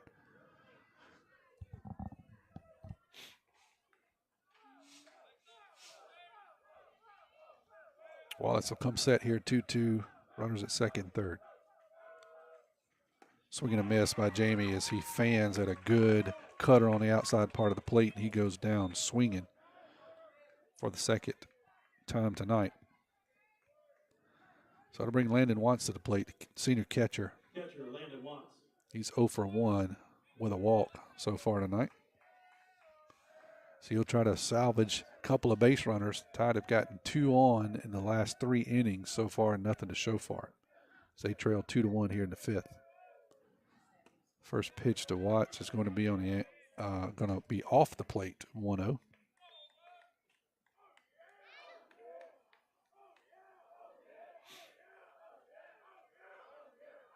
Wallace comes set again, takes a look at the runner. He delivers, swinging him in a foul ball by Watts.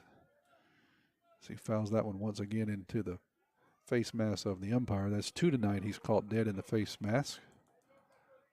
He seems to be okay, though. 1-1.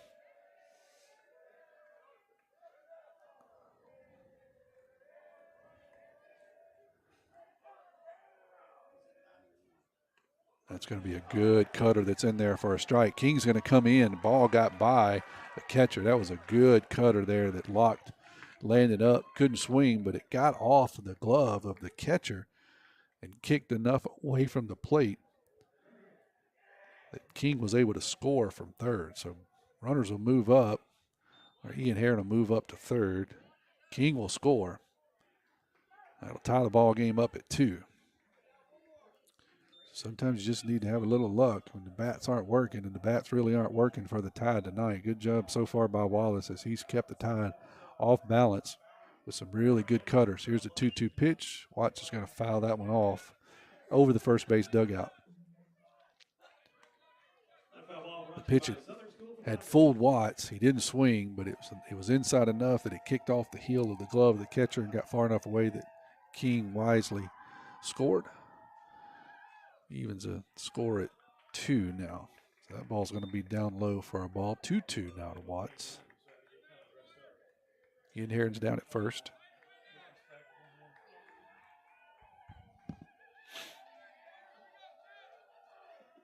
Tide looking, put something across here and maybe go ahead. Watts is going to hit one hard down the right field line, but it's going to stay out of play.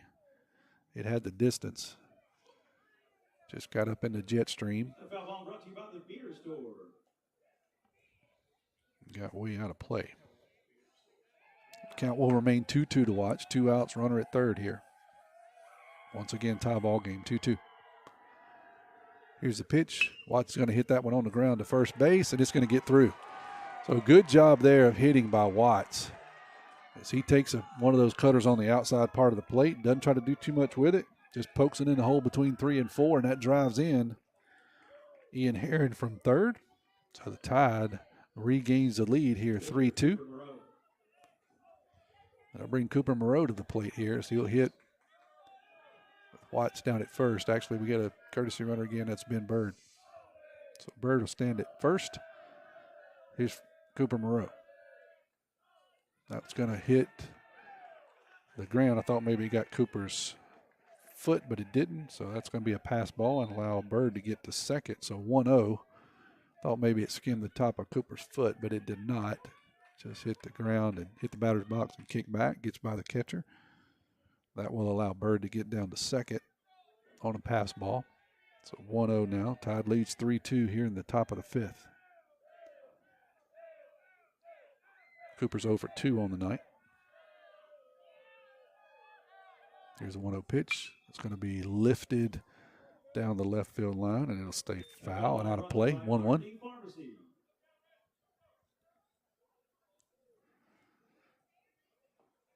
Tide only 2 hits to show for it, but that last one was big as it drove in the go-ahead run for the Tide. They scored on a pass ball by King to tie it. The go-ahead run driven in by Watts. There's the 1-1 pitch to Cooper.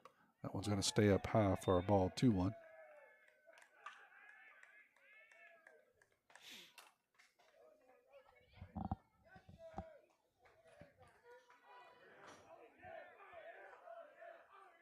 Wallace is going to come set here. Take a look at Bird at second. Deliver the 2-1 pitch to Coop. Swinging a foul ball off the left side, and that'll get out of play. And so that will run the count to 2-2 now. Tide, for the second time tonight, leads this series, the first game of the series, I should say. They'll do it again on Thursday night at the Kirk, and then Saturday afternoon back here for game 3. That ball's going to stay down low for ball 3. So 3-2 now to Coop. Junior third baseman and pitcher for the Tide. Ben Bird stands down at second, gets his lead. 2 outs.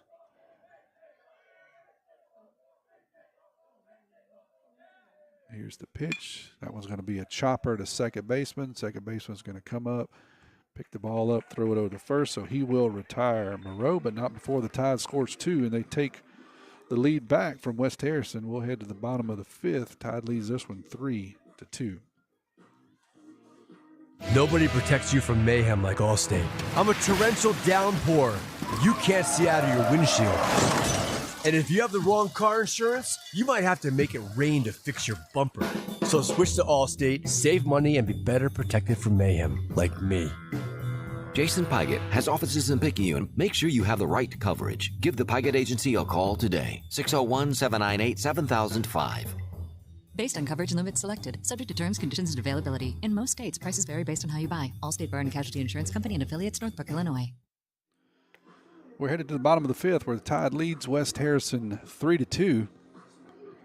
I'll remind you that the first pitch of every inning is brought to you by your hometown bank, FMB Picayune. Come by the main branch and see one of our friendly loan officers, Keith Robinson, Judy Lowry, Audrey Spears, David Levy, Christina Ladner, Amy Kirkland, Julie Jackson, and Colin Thompson. Hometown community spirit, hometown community pride.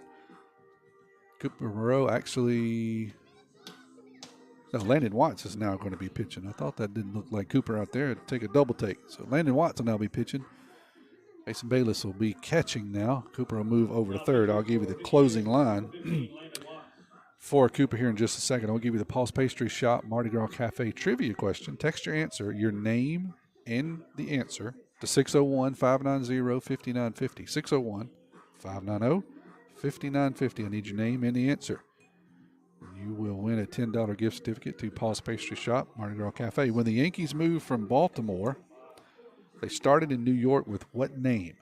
When the Yankees moved from Baltimore, they started in New York with what name? Text your name and your answer, 601-590-5950.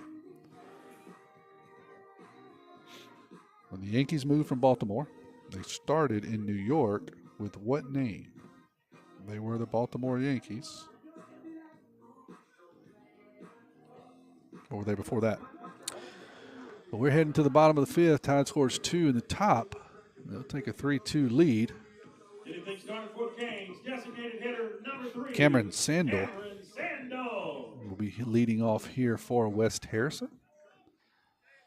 And their half of the fifth. Landon Watts now pitching for the Tide. First pitch is going to be a swing and a miss. Strike one.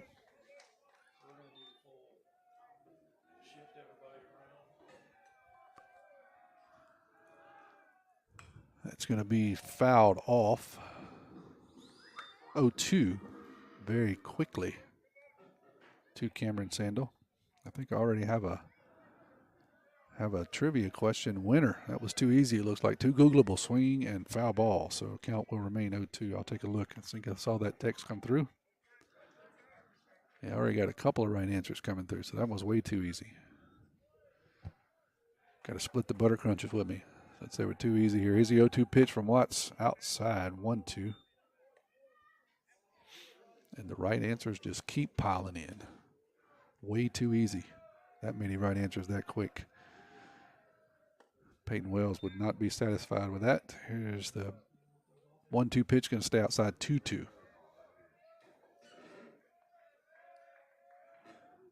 That is a good pitch by Watts as he locks up Sandel on a breaking pitch. He retires the first out of the inning on a strikeout. Jordan Stapleton will step in now, the center fielder for West Harrison. Cameron Sandel goes down on strikes. Here's the pitch from Watts. That's going to be inside for a ball, 1-0. Yeah, just a flurry of ticks come in. Way too easy. Here's a 1-0. That's going to be just off the plate. No, going to be call strike, 1-1. Delayed call by the umpire, so 1-1. Well, now I'm seeing 2 on the scoreboard. We'll see. Swing and a miss. Swing and a miss. So you must have called that one a ball. So we'll say 2-1. I thought he gave it the arm sign, but no, he must have said it was outside. So 3-1 now. Watts works quickly.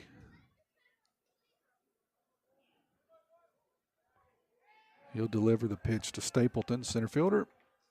That's going to be inside for a ball.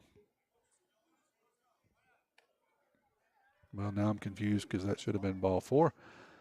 But he's going to say 3-2. So I was right to start with. It was a strike. So now 3-2. Here's the pitch. That's going to be called strike 3 on a breaking pitch on the outside part of the plate. Jordan Stapleton didn't like the call, but the umpire made it quickly. So with a 3-2 count and a nice breaking pitch by Watts, he will retire the first 2. And that's going to bring up the leadoff hitter, third baseman Reese Parker. So he'll hit now. He's going to hit one down the first base line. Kraft is going to pick it up, and he will race Parker to first, and he beats him in the foot race. Kraft's not going to win a whole lot of foot races, but he wins that one to first. So West Harrison goes quickly and quietly 1, 2, 3 in the bottom of the 5th. We head to the top of the 6th. I'll give you the right trivia question answer and the winner. Tide leads this one 3-2. You're listening to Maroon Tide Baseball on WRJW. At Sonic Drive-In of Picayune, Tuesday after 5 p.m. till close is Family Night with half-off cheeseburgers. Sonic Drive knows how hard it is sometimes to feed your whole family, and we want to give you a break on Tuesday nights. Half-price cheeseburgers. It's how Sonic Drive-In helps you feed your family. Remember that Sonic Drive-In of Picayune on Highway 11 just north of Highway 43 North is happy eating at its best. Tuesday's Family Night with half-price cheeseburgers. That's what you get at Sonic Drive-In of Picayune. We got your bag, hey. Back pains and injuries, Dr. Moore understands. No more pain, no more hurting, she just uses her hands. She got the #1 clinic that I recommend. She has a lovely crew too, and they'll fix you right up. So call Dr. Moore when that pain gets rough. Cause we got your back, ayy, we got your back. We got your back, ayy, we got your back. We got your back, ayy, we got your back. More Chiropractic Clinic, located at 6682 Highway 11 North, Suite 103, Carrier, Mississippi, 39426. We got your back, ayy. We head to the top of the sixth here in West Harrison. Tommy Upton bringing the action to you. The first pitch of every inning is brought to you by your hometown bank, FNB Picayune, hometown community spirit, hometown community pride, member FDIC. The catcher has moved out to pitch. Desi Curley is now pitching for West Harrison. I'll give you the closing line on Landon Wallace here in just a moment. So the right answer was, what was the name of the Yankees when they moved from Baltimore to New York? And it was the Highlanders. The Highlanders. And I had several right answers, but the first right answer was Donnie Keller. Donnie Keller. Corey Dorn and also Chris Upton all got it right, but Donnie Keller was the first, and it was way too easy because I had them just bang, bang, bang. So I got to make it less Googleable next time. Landon Franklin's going to lead off here for the Tide at the top of the sixth inning. Tied up 3-2 after scoring 2 in the fifth. Here's the first pitch to Franklin. That's going to be hit down the right field line, and it's going to get out of play. So it'll be a long strike for Frank. 0-1. If you get anything up in the air, it's going to blow that way. And it looks like it started close to down the line, but ended up about 40 feet. Foul.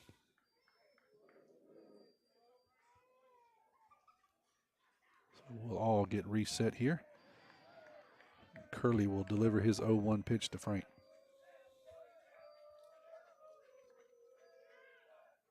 That's going to be up high for a ball, 1-1.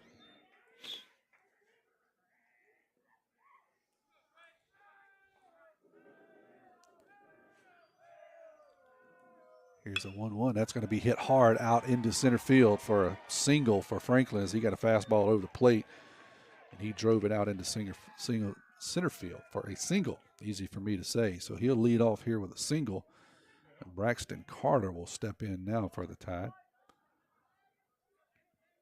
Two hit with Franklin at first.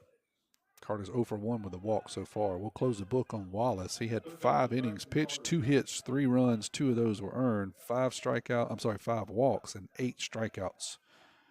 That'll close the book on Mr. Wallace. Curley now comes set with a runner at first and nobody out.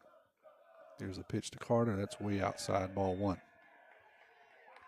Justin Stockstill's on deck for the Tide.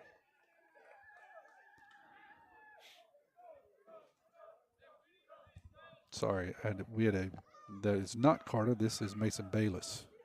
Forgot about the substitution last inning with Watts going out to the mound. So Mason Bayless is hitting. My apologies. 2-0 now to Mason.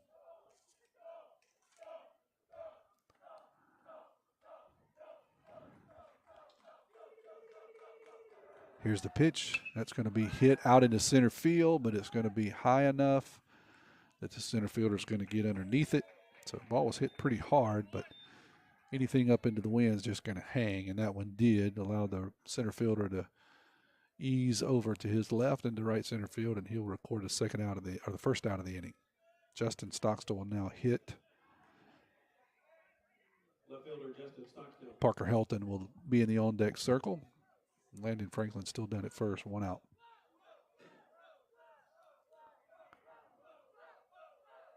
Here's a pitch. That's going to be in there for a strike. 0-1 to Jay Stock. He's over 2 on the night.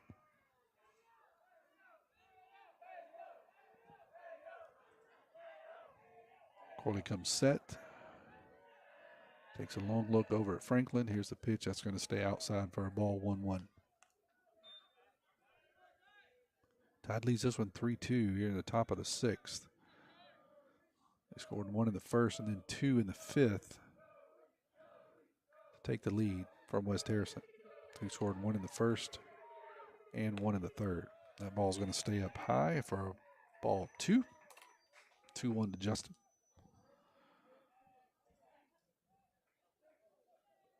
So what was the name of the Yankees before they moved, or when they moved from Baltimore? It was the Highlanders. Paul's Pastry Shop tribute question. Swing and a miss by Stockstill's going to even the count at 2-2.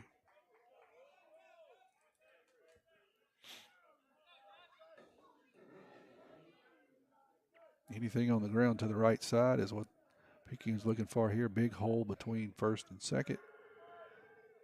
That one's going to stay up and out for a ball 3. So 3-2. So Donnie, you know the drill. Run by the radio station, pick up your certificate, go to Paul's Pastry. Give them that certificate and they'll tell them to get you a box and fill up that box with as many butter crunches as it'll hold. That one's going to be strike 3 to Justin on a nice breaking pitch. And you can bring that box of butter crunches to us on Thursday night. We'll show you what to do with it at the Kirk.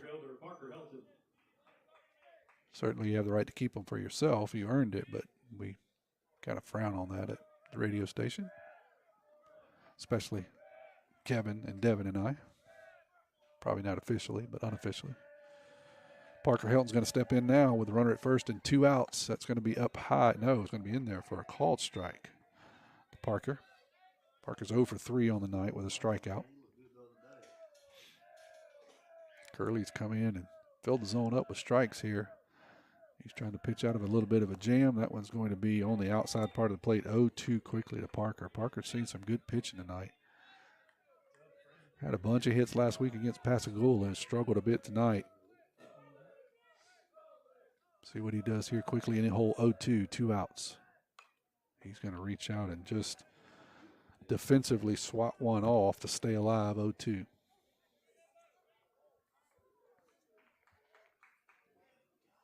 Tied back at the Kirk Thursday night, as I said. This is game 2 of the series. First pitch is scheduled for 7. JV at 5, and then back here Saturday afternoon. That one's going to be fouled off. The count will remain 2-2. Should have Thursday's game on the air, and we'll still check it on Saturday's game. We'll let you know about that one as soon as we have some more information, whether we'll have it on the stream or not. Here's the 0-2. Parker's going to lift that one up right over our heads. Count will remain 0-2. Parker just trying to be defensive here. Foul off cutters. Try to get a pitch to do something with.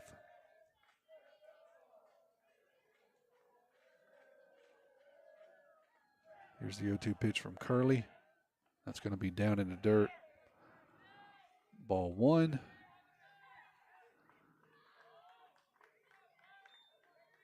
There's going to be a stolen base by Franklin as he took advantage of the ball in the dirt. I was kind of having to look around the pole. I thought he overran the bag and they were going to be able to tag him, but he kind of overran the bag and then fell back in safely. So he'll get down there with a stolen base. But the count is still 1-2 to Parker. See if he can drive in a run here. An insurance run would be great for the Tide. Parker's going to hit that one off the left side. It's going to get foul, though, so we'll do it again at 1-2.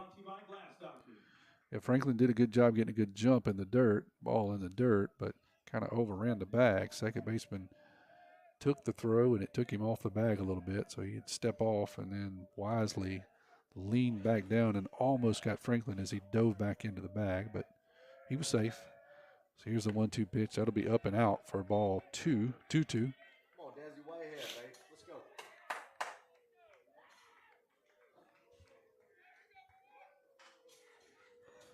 So Wallace and Curley just swap positions. Wallace is now catching for West Harrison.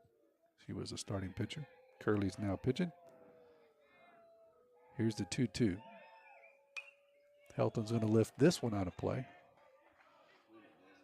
So the umpire's going to have to get a refill of balls from the West Harrison dugout. Parker's now fouled off about 4. Count remains 2-2. Still 2 outs. Tide leads this one 3-2 here in the top of the 6th. Tide has started the district season 3-0 as they completed the three-game sweep of Pascagoula last week. looking to take the first game here from West Harrison. Swing and a foul ball. Parker just got enough of it to foul it off. It'll kick off of the catcher's face mask. So the count will remain 2-2 here. Umpire has to go get another load of balls. Fill up his side satchels. Curley's going to come set here, 2-2. Franklin's still down at second. He gets a big lead at second, but they don't step off. Parker's going to foul another one off, but it stays in play. Still 2-2. Parker's battling. He's choked up. I always say he's got a 24-inch bat because he's so tall, got such long arms, and his little bat looks short on him. And then when he chokes up on it, it looks about 18 inches long. And that's his stance right now, is he's in a defensive stance trying to do anything he can just to spoil a good pitch, see if he can get something to hit. Curley comes set. Here's a pitch. That one's going to be fouled off down the first base line into the first base dugout. So Parker's doing everything he can do to battle here, trying to spoil good pitches by Curley. And he is so far. See if he can get a fastball, something he can do something with. It's a 2-2 again. And then once again fouls it off. Good cutter there by Curley that Parker's just able to reach out and just fight and get enough of it to battle. And that's why this kid's in the top of the lineup right now. He usually hits in that number 9 spot and has for a couple of years. But really like him at the top of the order, and he had a big week last week, a 4-hit game and a 3-hit game. 0 for 2 tonight, or 0 for 3 tonight, but he's battling. That's not reflective of what he's done. Here's the 2-2 once again, and a swing and a miss. So good job there by Curley as him and Helton went to about 11 pitch at bat. Ultimately, Curley won that one, so we'll head to the bottom of the 6th. Tide leads this one 3-2. You're listening to Maroon Tide Baseball on WRJW. Tackle your pain with Dodd Therapy Center. Jamison Dodd, a former Maroon Tidesman, and his team of therapists provide one-on-one specialized care to help you and your athlete get back in the game. Dodd Therapy Center offers specialized post-operative care, manual spine techniques, trigger point dry needling, and spinal decompression traction for neck and back pain. Jamison is also specialized in treating Parkinson's disease and other neurological disorders. Give Dodd Therapy Center a call at 769-242-2636 or visit us at 405 Memorial Boulevard in Picayune. Hey friends, camping's a spring thing, and spring is here. Check out this new 2024 Wildwood FSX 174BH. This travel trailer has a front queen bed, rear bunks, and only weighs 2,899 pounds. MSRP is $24,398, reduced to only $13,988. A brand new 2024 bunkhouse trailer for only $13,988. Paw Paws Campers is not that far from where you are. Come and see us. That's a good RV, Paw Paw. We are headed to the bottom of the 6th inning. Tide leads this one 3-2. That was a great at bat there by Parker Helton, but ultimately he swung and missed. Curley won the battle here. So number 18, Landon Wallace, who's now catching, will step in here and lead it off for West Harrison, and he takes the first pitch in there for a called strike. So 0-1 quickly to Wallace. That's down for a ball, 1-1. The first pitch of every inning is brought to you by your hometown bank, FNB Picayune, where hometown means the best service around, with 4 locations in Picayune to serve you. Here's the 1-1. That's going to be swung and fouled off, 1-2. Now to Wallace.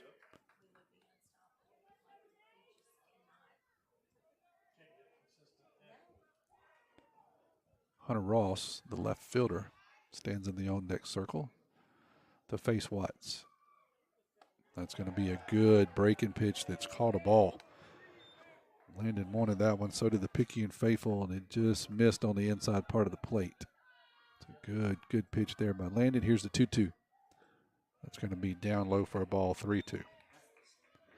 Landon, a PRCC commit. They're looking at him as a pitcher next year, and that one's going to be down low for a ball. So he gets ahead of Wallace, and Wallace wisely lays off some really, really close pitches. He'll earn a walk. Hunter Ross now will step in for West Harrison. Left fielder will hit with a runner at first and nobody out. Tide leads it 3-2.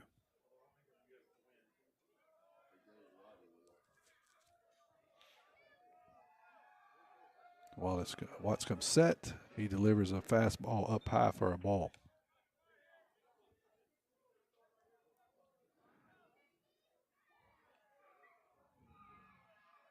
Runner gets a lead at first. Watts takes a peek, throws a fastball on the outside part of the plate, 1-1.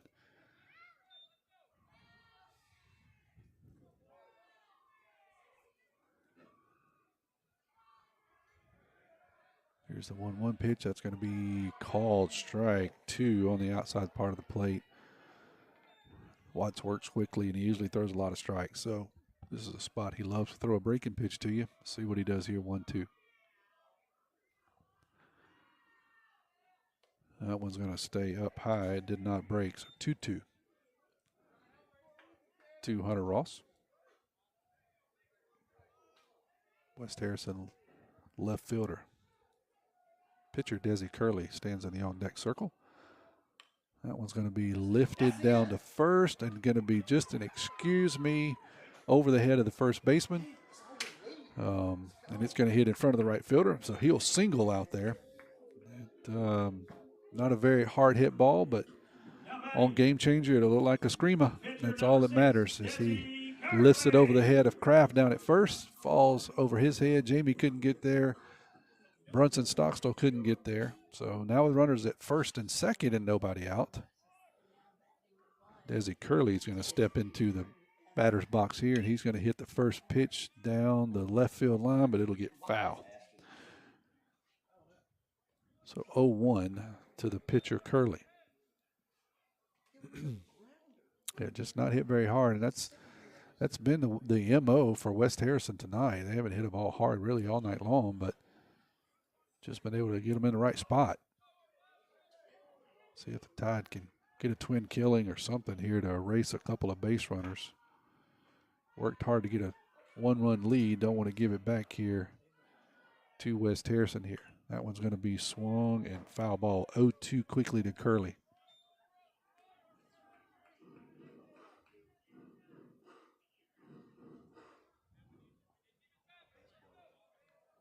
He'll step back in. Watts is on the rubber. He'll take a peek over at first, look back at second. Here's the pitch. Swing and a miss. Good breaking pitch there by Watts. Locks up Curley.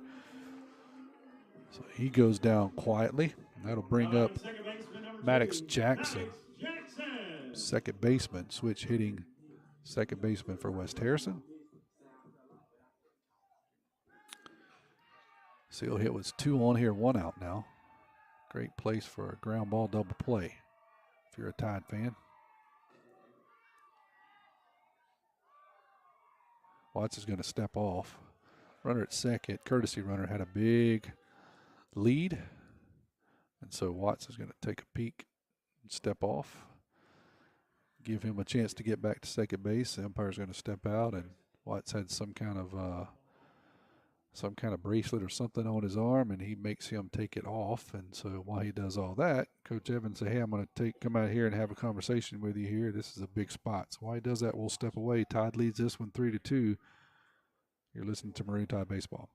Dr. Lori Blackmer and Dr. Mark Hutto at Picayune Eye Clinic are experienced optometrists who are passionate about your vision care. Picayune Eye Clinic will cater to all of your vision needs, answer any eye care questions you may have, and supply you with the most up-to-date optometric information and fashion eyewear and frames in order to keep your eyes clear and healthy. They've been providing complete eye care for over 30 years. The clinic is at 908 6th Avenue in Picayune. Give Picayune Eye Clinic a call today at 601-798-4182 and begin to see things more clearly.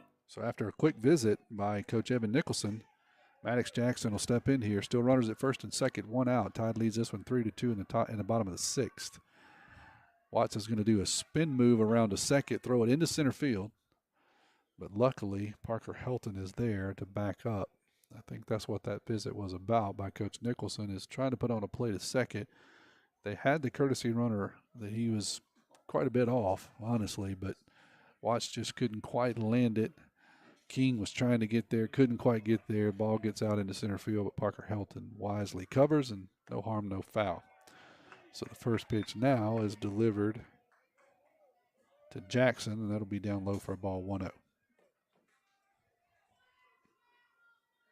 Here's the 1-0 pitch. Swing and foul ball towards the first base dugout. It'll be 1-1 now. So I think they saw something they liked out there. They wanted to try to pick the courtesy runner off who had a really big lead but just couldn't quite execute it.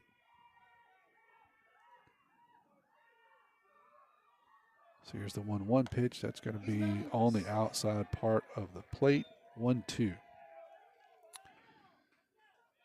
So here's the 1-2 pitch. Landon works quickly. Up high for a ball, 2-2. Another great place for a ground ball or a strikeout. Landon will take either one here. 2-2, 1 out. That one's going to be hit hard out into center field. Helton's going to catch it on one hop. The runner's going to have to hold at third. There's going to be a good throw from Helton into Kraft at first. That's going to be a single, but it will load the bases. Tyler Gazier. The right fielder will step in here now to big spot for West Harrison. As Watts had him down 1-2. Left a fastball up. Jackson hit it hard out into center field. So you got bases full of Hurricanes here. First pitch is going to be fouled off down the first base line, 0-1. And the right fielder up to the plate here, right-hander on right-hander. Here's the 0-1 pitch to Watts. That's going to be outside for a ball, 1-1. Runs have been hard to come by here for the Tide, so certainly want to try to pitch out of this if any way possible. Here's the 1-1. That one's going to be down the first base line for a foul, 1-2. Runs and offense in general has been in a premium for the Tide. Just 3 hits. They've been aided by 5 walks, but not much offense tonight for Picayune. That one's going to be lifted out of play. The count will remain 1-2 to Gazier. Jack Mann, the first baseman, will hit next for West Harrison. That one's going to be hit back to Watts. Watts has to go over over towards third.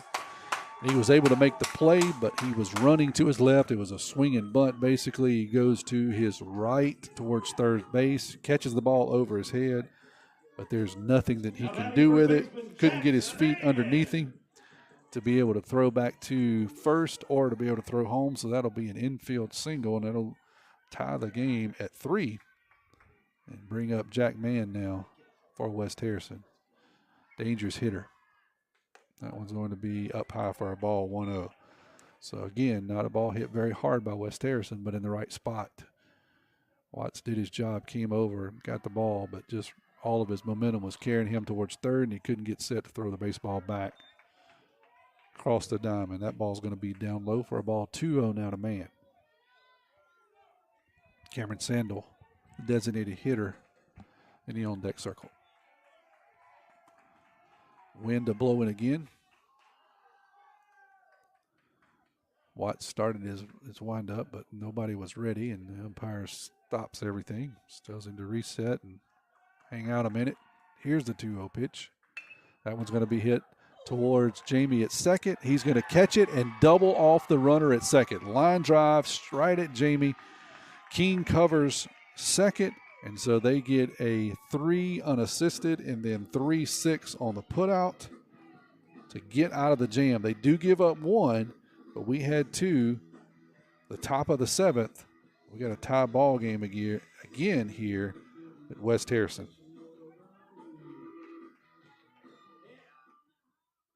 Highland Community Hospital continues to do what is best for patients in our new wound healing center. Now open and staffed by a specialized team of doctors, nurses, and techs, we treat diabetic patients and others with serious wounds that have resisted traditional treatment and need special care. Located on the first floor in our outpatient department, our medical professionals will tailor a treatment plan to meet your specific needs. working to treat the whole person and not just the wound. For more information, visit www.highlandch.org. Pearl River Community College has been providing a quality education to the people of South Mississippi and beyond for the past 110 years. If you or a family member is an alumnus of this great institution, we invite you to support future PRCC students through the PRCC Foundation Scholarship Program. Honor or memorialize a loved one or identify your support for the college by creating a scholarship through the PRCC Foundation with your tax-deductible financial gift. Call Delana Harris with the PRCC Foundation office at 601-403-1191 and make a financial investment in a young person's future at Pearl River Community College. We head back to West Harrison Field here in the top of the 7th. We got a tall ball game. First pitch of every inning is brought to you by your hometown bank, FNB Picayune. Come by the main branch and see Sheila Cooper and Linda Pinton, hometown community spirit, hometown community pride. Kyler King's going to lead this one off for the Tide as he was involved in that twin killing. A line out to Jamie and flipped it over to Kyler, who touched second to get out of that bases loaded jam by the Tide. That first pitch is going to be in there to King for a strike. So 0-1. That one's going to be on the outside corner, 0-2 quickly to King. West Harrison looked like they were going to put something together there. None of those were hit very hard, but in the right spot. But a line out double play. That one's going to be hit on the ground to third base. Third base is going to pick it up, throw across the diamond to first, and they will retire King on a 5-3 ground ball. Morgan Kraft will step in now with nobody out and nobody on. Kraft is 0 for 0 with 3 walks tonight.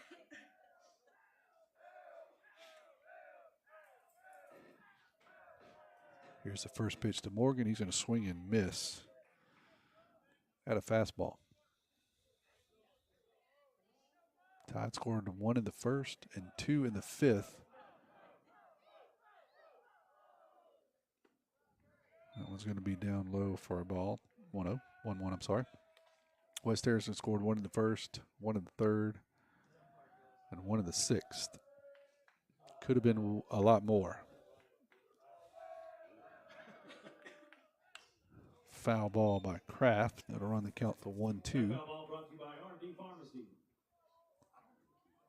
Tide would love to do something here and not have a whole lot of extra innings and have to burn through arms. And offense has certainly been hard to come by. Here's the 1-2. That one's going to be down low for a ball. 2-2. Tried to get Kraft to go fishing on a pretty good cutter, but he held off. Here's the 2-2. That one's going to be down low for a ball. 3-2.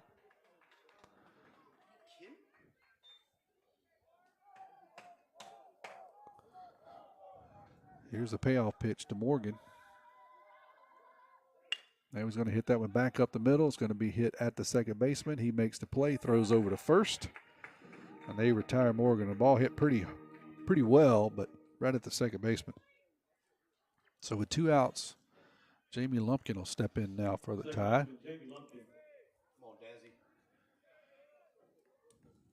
Jamie's 0 for 3 on the night. Does have 1 RBI. And a couple of strikeouts. And I'm not sure what that was. The pitcher almost put it up to the plate. I don't know if he ball slipped out of his hand or he looking down at the pitcher's mound like he didn't really see what had happened. So I don't know if he just stepped funky, but the ball never left his hand. So the umpire go out and check on him. He looks to be okay.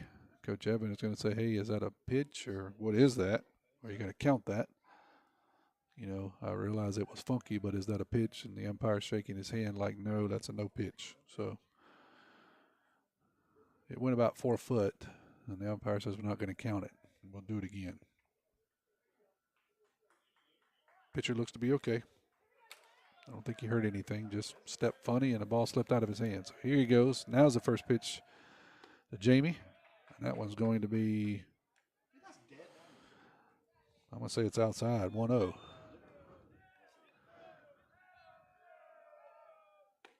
That one's in there for a strike, 1-1. Jamie hits here with 2 outs.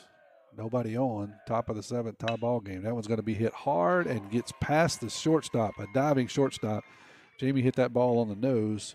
Shortstop made a good effort, but it just got by him. So he'll stand at first with his first hit of the night. And Landon Watts will step in, the pitcher for the Tide. Watts is 1 for 2 with an RBI.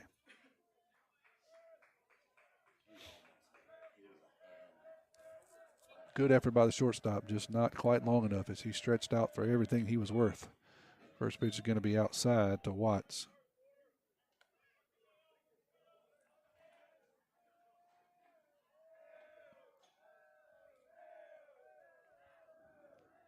Here's the 1-0.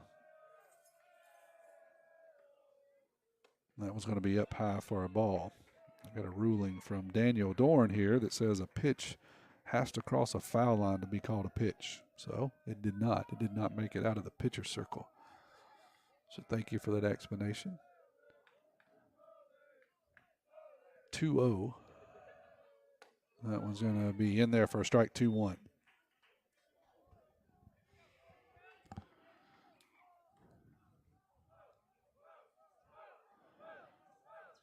To Landon as he'll hit here with 2-1, 2 outs. That one's going to be fouled off 2-2. Tide has struggled all night long to barrel some balls up. That was probably one of the hardest hit balls of the night. That one and the one King hit earlier in the game by Lumpkin, who stands at first here. So 2-2, 2 outs, 1 on. That one's going to be outside for a ball. Jamie's going to try to get down to second, and he is going to be called out.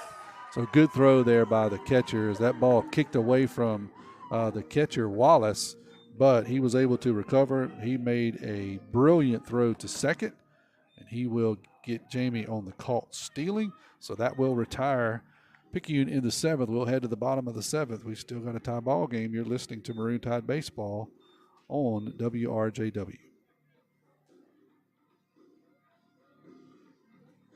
Hey friends, camping is a spring thing, and Pawpaw's Campers in Picayune is here to get you started this spring. Whether it's RV accessories, parts, RV service, or RV sales, Pawpaw's Campers has you covered. Just call our toll-free line, 800-728-2267. That's 800-728-CAMP, or go to our website at pawpawsniceprice.com.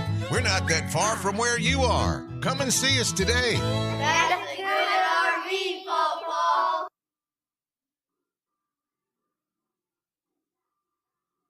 Forest Health wants its patients to receive the best possible care, wherever they are. Through regional medical facilities, Forest Health offers services for wound care patients in one of 4 wound healing centers, including Highland Community Hospital in Picayune, Walthall General Hospital in Tylertown, Pearl River County Hospital in Poplarville, and Forest General Hospital in Hattiesburg. At these facilities, our medical team treats the whole person, not just the wound. For more information, visit www.foresthealth.org. We head to the bottom of the 7th. We got a tie ball game here. West Harrison scored 1 in the last inning. Tide had a runner on, but got caught stealing there to end the inning. Landon Watts still on the mound. Cameron Sandel will step in here to lead off the 7th for West Harrison.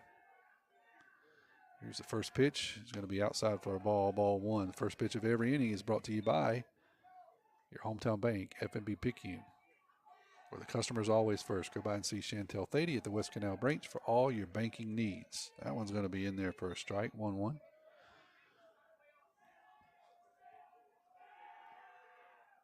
Swing and a foul. So 1-2 now to Cameron Sandel from Watts.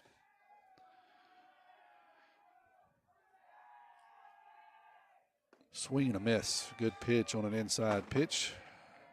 Locked him up, and Watts will record the first out of the inning.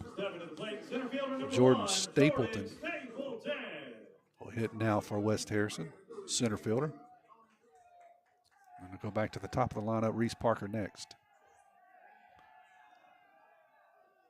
That one's going to be a swing and a miss.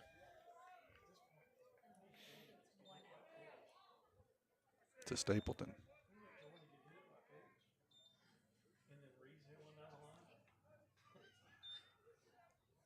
Kyler King's going to catch the overthrow from Bayless. Take that opportunity to clean the ball up before he gives it back to Landon.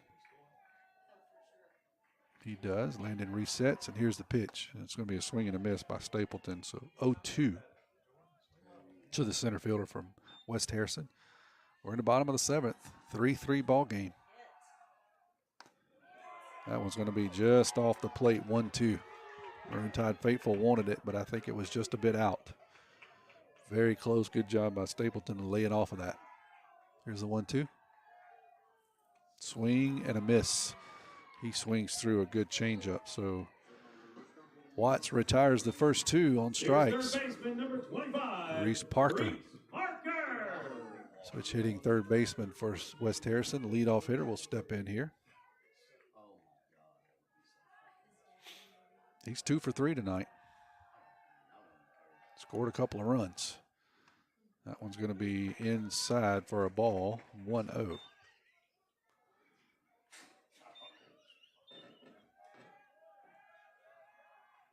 That one's going to be down low for a ball, 2-0. These two teams will go out again on Thursday at the Kirk. First pitch scheduled for 7. Inside for a ball, so 3-0 after striking out the first two hitters of the inning. Watts goes down to the first baseman here, third baseman, 3-0. And that one's going to catch the outside part of the plate, 3-1. So see if he can battle back here, get a ground ball to end the inning. That one's going to be lifted out towards third base, and it's going to get out of play. So 3-2. Watts has battled back to even the count after falling behind 3-0.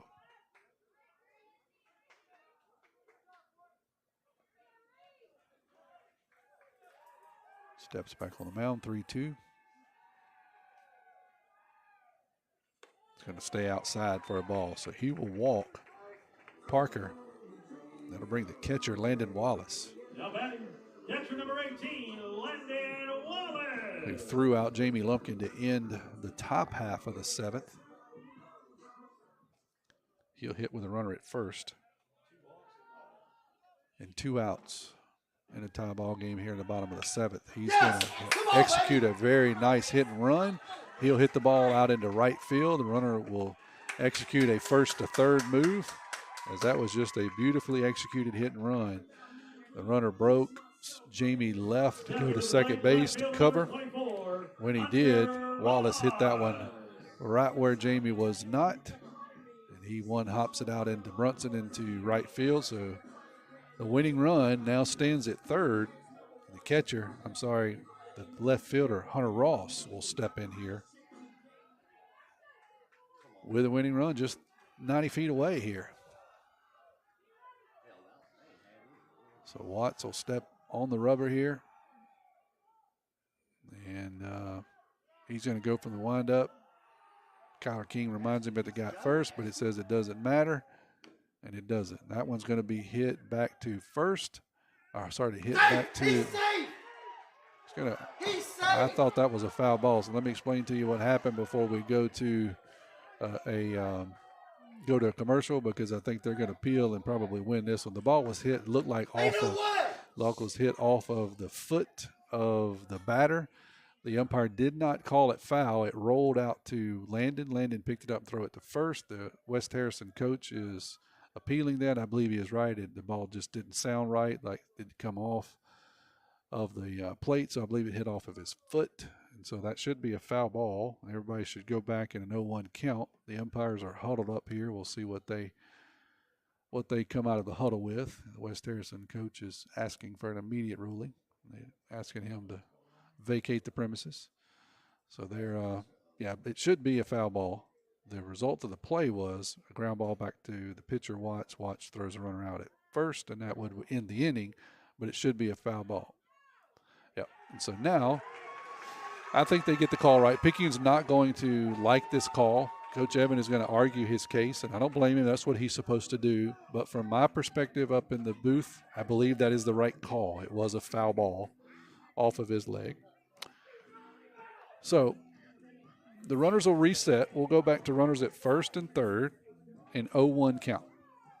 Again, Picayune, I get it, the faithful's not going to like the call. And so coach is asking for a lengthy explanation, but not going to change their mind at this point. So I think we got it right in the long run. Unbiasedly, I think we got it right in the long run. First and third now. 0-1 count, 2 outs. Still the bottom of the 7th. Big at bat here for Hunter Ross, the left fielder. Watts from the windup. The runner at first should go on the pitch because he's from the windup. He does. Here's the pitch. That's going to hit the bottom of the. Wait. Come on, Dazzy. Now that's probably going to draw another discussion from the coach because that hit the bottom of the bat. And the bottom of the bat is a foul ball. But they are awarding the base runner first base. The ball hit the knob of the bat and fouled off. That should be a foul ball. It is not. They are going to call that a hit by pitch and send him to first. Coach Evans going to argue that call too, but not get anywhere. So now we'll have the pitcher, Desi Curley. He's going to step in here with the bases loaded, but it doesn't matter because the only runner at third is the only one that matters. The other two don't really matter. So the first pitch to him is in there for a strike, 0-1. That one's going to be lifted out into right field, but I believe Brunson's going to get underneath it, and he does. So mercifully, Maroon Tide get out of that inning after a little bit of drama. Been a pretty quiet game so far. The crowd hadn't had a whole lot to cheer about, but now both sides have gotten into it. We're going to head into the 8th, play a little bonus baseball. You're listening to Maroon Tide baseball here on WRJW, 1320 AM, 106.9 FM. Catch us on the portal and our YouTube stream at PMHS Sports. Nobody protects you from mayhem like Allstate. I'm a lost bee that found my way into your car. And now that I'm in here, good luck getting me out. I think it's gone. Wait, no, it's in my hair. And if you don't have the right auto insurance coverage, well, this could be quite a sticky situation. So get Allstate. Jason Pygott has offices in Picayune. Make sure you have the right coverage. Give the Pygott Agency a call today. 601-798-7005. Subject to terms, conditions, and availability. Allstate Fire and Casualty Insurance Company and affiliates, Northbrook, Illinois. Locally owned and operated, First Place Express Car Wash in Picayune would like to say a huge thank you to their loyal customers. Both locations, Highway 11 North just past Coast Electric and on Highway 43 South just a quarter mile east of I-59 at Exit 4, now have new hours. 7:30 a.m. to 7 p.m. and 9 a.m. to 5 p.m. on Sundays at the Highway 43 location. Get the early bird special Monday through Thursday. Remember, when it comes to your vehicle's shine, First Place Express Car Wash in Picayune will have you saying, if it doesn't shine, it ain't mine. Landon Watts is going to step back in after Jamie Lumpkin got caught stealing in the 7th. So the top of the 8th, we're playing a little bonus baseball. We're tied up here 3-3. The first pitch of every inning is brought to you by your hometown bank, FNB Picayune, hometown community spirit, hometown community pride. He's going to swing and miss at the first pitch, so 0-1 to Landon. A little excitement here in the 7th. There's been a pretty quiet game so far. Bases loaded in the bottom of the 7th. Tie the winning run just 90 feet away. But West Harrison is unable to push that run across, so we'll head into the 8th. That ball's down low, 1-1. That one's up high, 2-1. So 2-1 to Watts. Curley's still pitching here. He's going into his 3rd inning of pitching. Giving up 2 hits. Struck out 2 so far. Here's the 2-1 pitch. That one's going to be lifted over towards first base, and it looks like it's going to get out of play. It does, 2-2.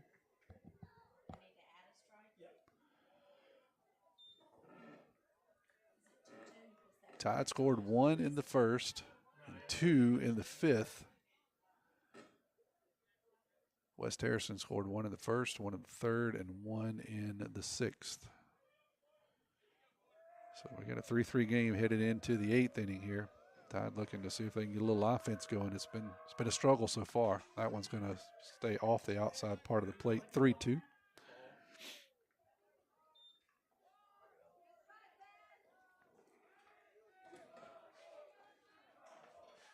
Here's the payoff pitch to Watts. He's going to swing at a ball 4, but foul it off. That ball was up high, but it looked good, and he took a hack, just couldn't get much of it, but got enough to foul it off. So we'll do 3-2 again. That one's going to be hit hard into left field, and it's going to be by the left fielder. Left fielder made a diving attempt. That ball was hit on a rope by Watts. Left fielder did all he could do to go towards the line and make a diving catch. He just couldn't quite get there. So good effort by Ross out there. A really good job of hitting by Watts. So he'll lead off the 8th with a single. That'll bring up Cooper Moreau, starting pitcher of the night, now playing third base. We'll have a courtesy runner. Ian Herring will stand in at first. Oh, sorry, we got a, let me see who this is. Does not look like Ian. I'm going to get you a number here. Should be, but it doesn't look like him. That's Ben Bird. Ben Bird at first. Now Cooper steps in. That one's going to be called strike 1 to Coop. So Cooper's 0 for 3 on the night with a strikeout.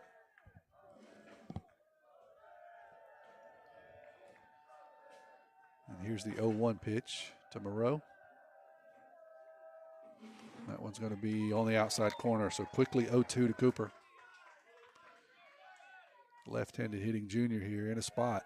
Struggled a little bit tonight. Hadn't seen a whole lot of pitches to hit. They've pitched him pretty well. They've nibbled around the corners. Here's the 0-2. That one's going to be lifted out of play. Count will remain 0-2. Landon Franklin will hit next for the Tide. As I said, Ben Bird down at first. Nobody out.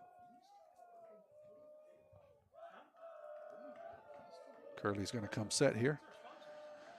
Deliver the 0-2, and that one's going to be hit into left field, but I think it's going to hang up high enough. No, it's going to get down in front of the left fielder. The left fielder, I don't know if he lost the ball or what, but that should have been routine out there. It looked like he just stopped, and the ball landed in front of him. So I don't know if the ball got in the lights or what, but he just didn't have a beat on it, and that ball's going to hit and get down. So 2 singles by the Tide. They'll have runners at first and second now. And Landon Franklin will step in. Frank's 1 for 3 on the night with a strikeout.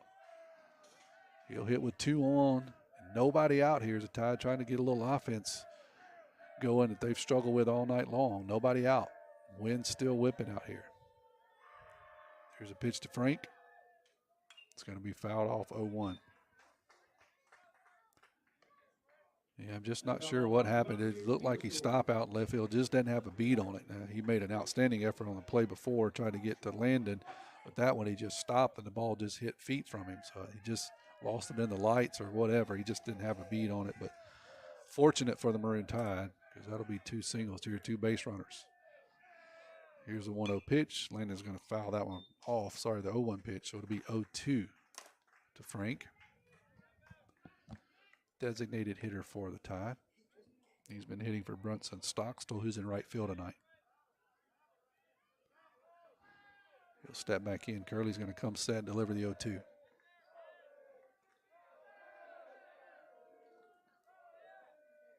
That one's going to be fouled off his foot, so it will remain 0-2.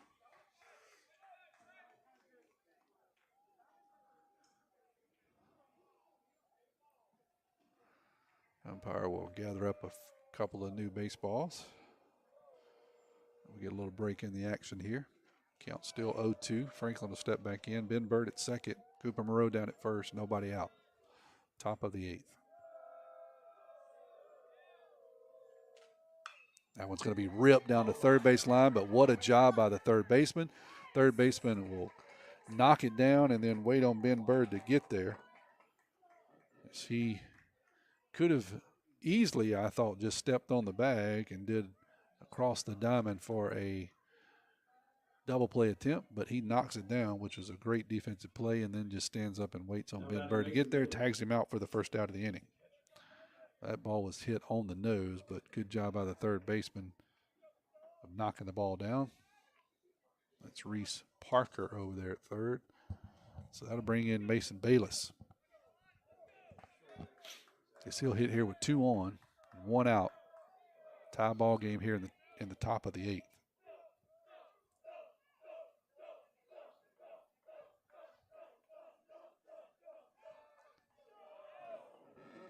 First pitch to Bayless is going to be up high for a ball. 1-0.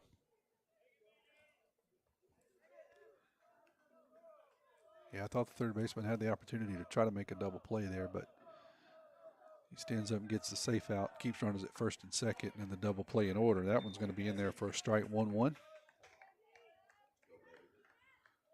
Curley pitching into his third inning here.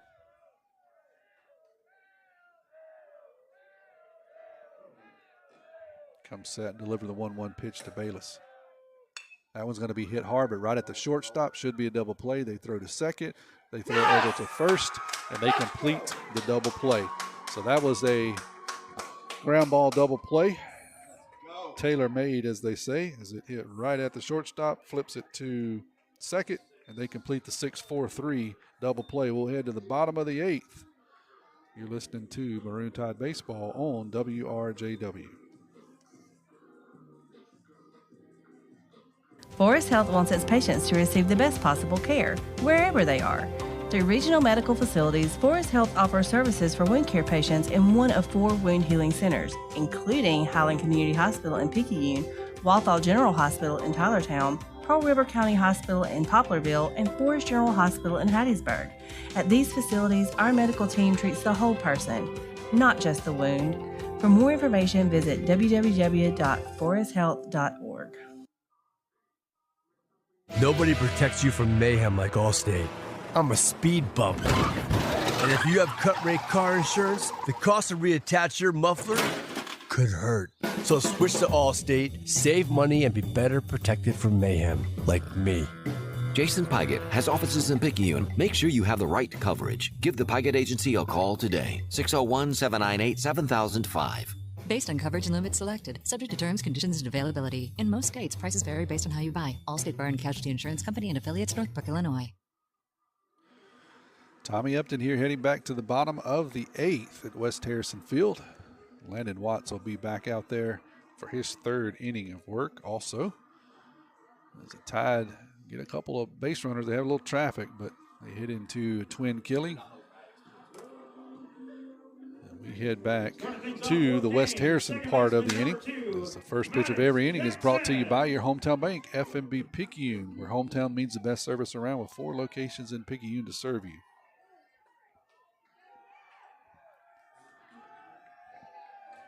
Maddox Jackson's going to lead off here for West Harrison. The first pitch from Watts is going to be up high for a ball.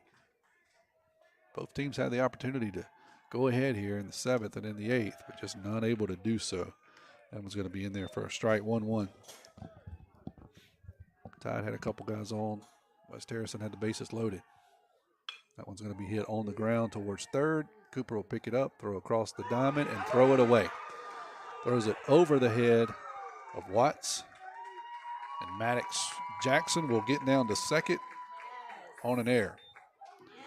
So as the ball was hit not very hard to Moreau, he made a good play. Got his feet set and just overthrew the ball. So the winning run is now at second base.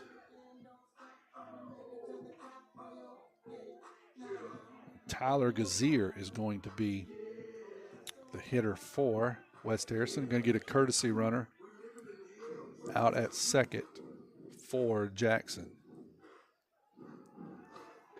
Landon Watts still on the mound for the Tide.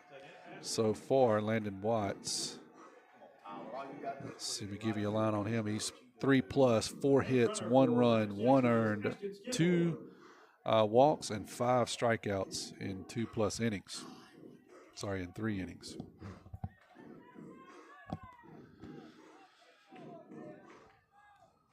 All right, so Tyler Gazier will step in here, the right fielder. Winning run now stands at second. We're in the bottom of the 8th. Tie ball game 3-3. That one's going to be hit on the ground to Jamie. Jamie will bobble it, but gets the handle on it, throws it over to first, and he retires Gazier. The ball was not hit. Ball was hit sharply. Jamie tried to get around it. It wasn't pretty, but he was able to get a handle on it, throw over to first. But now the winning run stands at third. So you got Jack Mann at the plate here with a winning run at third. Infield now has to come in along with the outfield. So you got one out.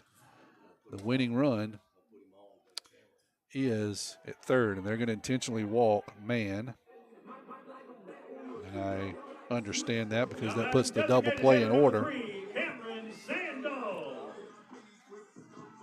lets the middle infielders go back. So now the middle infielder, no, they're going to call them back in. They originally go back, but now they're going to call them in. So everybody's in on the grass. Winning run is at third. Cameron Sandel, the designated hitter, is going to hit for West Harrison. One out here, and that's going to be a swing and a miss. Swing and a miss by Sandel. So 0-1. Runners on the corners. One out. That one's going to be the runners on third is caught off a third, and he's going to be out. So they tried to do a squeeze bunt. They tried to do a sacrifice bunt. The runner on third got caught in no man's land. Bayless did a great job of running the runner back to third and then flipping the ball to Cooper, and Cooper will tag the kid diving back into third. So they tried to do a safety squeeze, but the runner got caught in no man's land. And so he will be out at third. Mann will go to second on the play. And that one's going to be lifted out into right field. Jamie's going back. Brunson's coming in, and he will make the catch. So that happened quickly. West Harrison gets runners at first and third. They try a safety squeeze. It backfires. We get the runner picked off a third. Then the next player lifts one out into right field, and that will retire West Harrison. So we're going to head to the top of the 9th. We still got a tie ball game. You're listening to Maroon Tide Baseball on WRJW.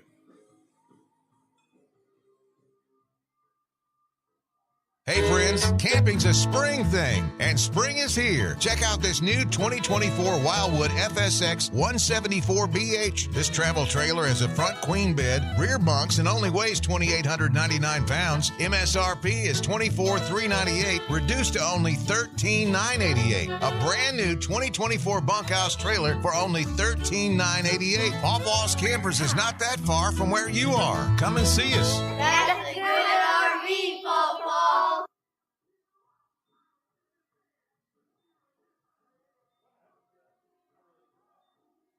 Welcome to the River, where education meets excellence. Join the Wildcat family and dive into our lively campus.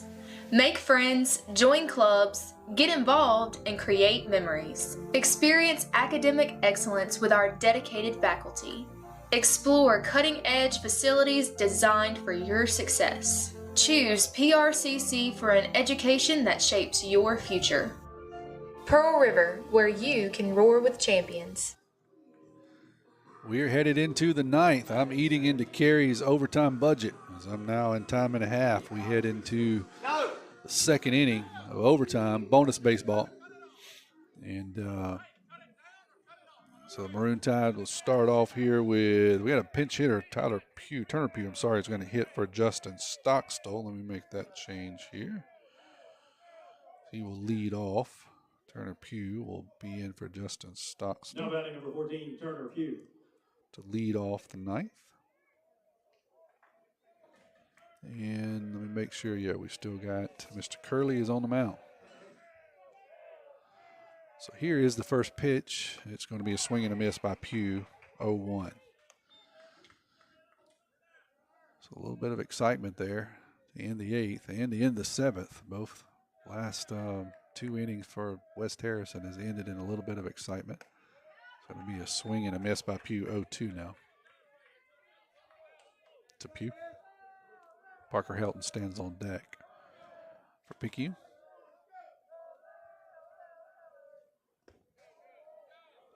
That one's going to be down low for a ball, 1-2.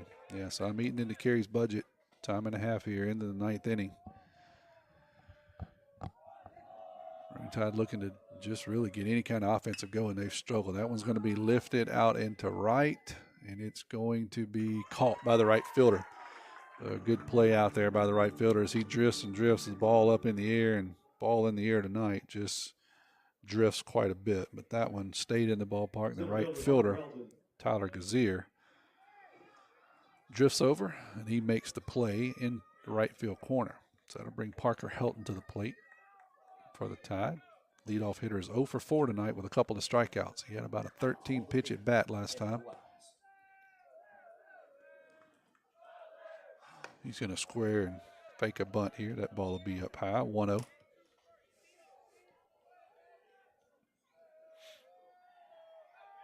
Kyler King will hit next for the Tide. That one's going to be hit on the ground to the shortstop. He'll pick it up, throw across the diamond, and he's not going to be in time, and he bobbled the ball. Parker Helton can run, especially out of the left-handed batter's box, and so he'll reach. I'm gonna give him an infield single on that one. It was a little bit of a bobble, but I don't know if he'd have made the play anyway. So we'll call it a single by Helton. So he legged that one out. He'll stand at first now with one out. Kyler King step in here for the Tide. King's 1 for 2 with base on balls to his credit tonight. That one's going to be up high for a ball, 1-0. Tide's had a little traffic in the last couple of innings, but not been able to do anything with it. Got caught stealing in the last inning to end the inning. In the 8th. Here's a 1-0 pitch in the 9th, and that one's going to be outside for a ball, 2-0.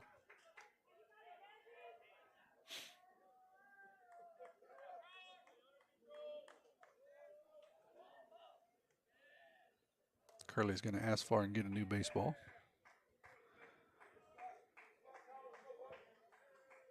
He'll make the trip back to the mound. King will step back in. Parker Helton is down at first. We got a tie ball game here in the top of the 9th, 3-3. Here's the pitch. That one's going to be up high for a ball, 3-0 now to King. So you wonder if he has the green light, or is he going to take here all the way 3-0? Probably going to take, if I had to guess. He does, and it is in there for a called strike 1. So 3-1 now. Kraft stands in the on-deck circle. Here's a pitch from Curley to King. Swing and a miss, 3-2.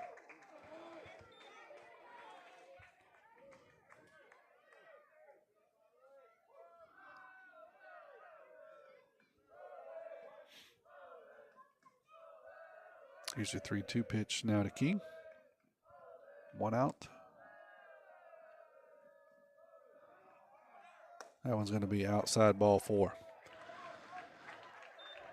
So runners at first and second. Morgan Kraft will step in here. Big first baseman looking for his first hit of the night. He has 3 walks to his credit. He's 0 for 1 officially.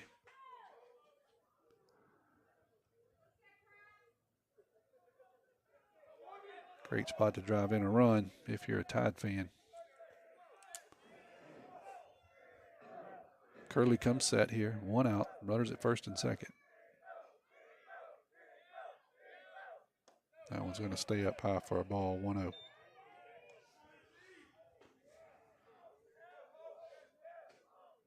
As I said, Tyler, the Tide have had some traffic. Just been unable to capitalize the last few innings. See what they can do here with 1 out and 2 on. Here's the 1-0 pitch. That one's going to be down low for a ball, 2-0. So Curley been pretty good so far, quite honestly. He's been really good. Only walked 1, struck out 2, give up 4 hits, no runs. Now down 2-0 to the big first baseman. That one's going to be lifted on the infield. Third baseman's going to come in and make the play. So that one was hit straight up by Kraft. Had a good pitch, just got under it just a bit. It's straight up. Second baseman Jamie Lumpkin. Jamie Lumpkin will step in now for the Tide. Senior second baseman will hit with 2 on still. In the top of the 9th. Still listening to me. Send me a text. Let me know. Anybody out there? 601-590-5950. It's been quiet. Here's Lumpkin's 2-out pitch. That's going to be up high for a ball.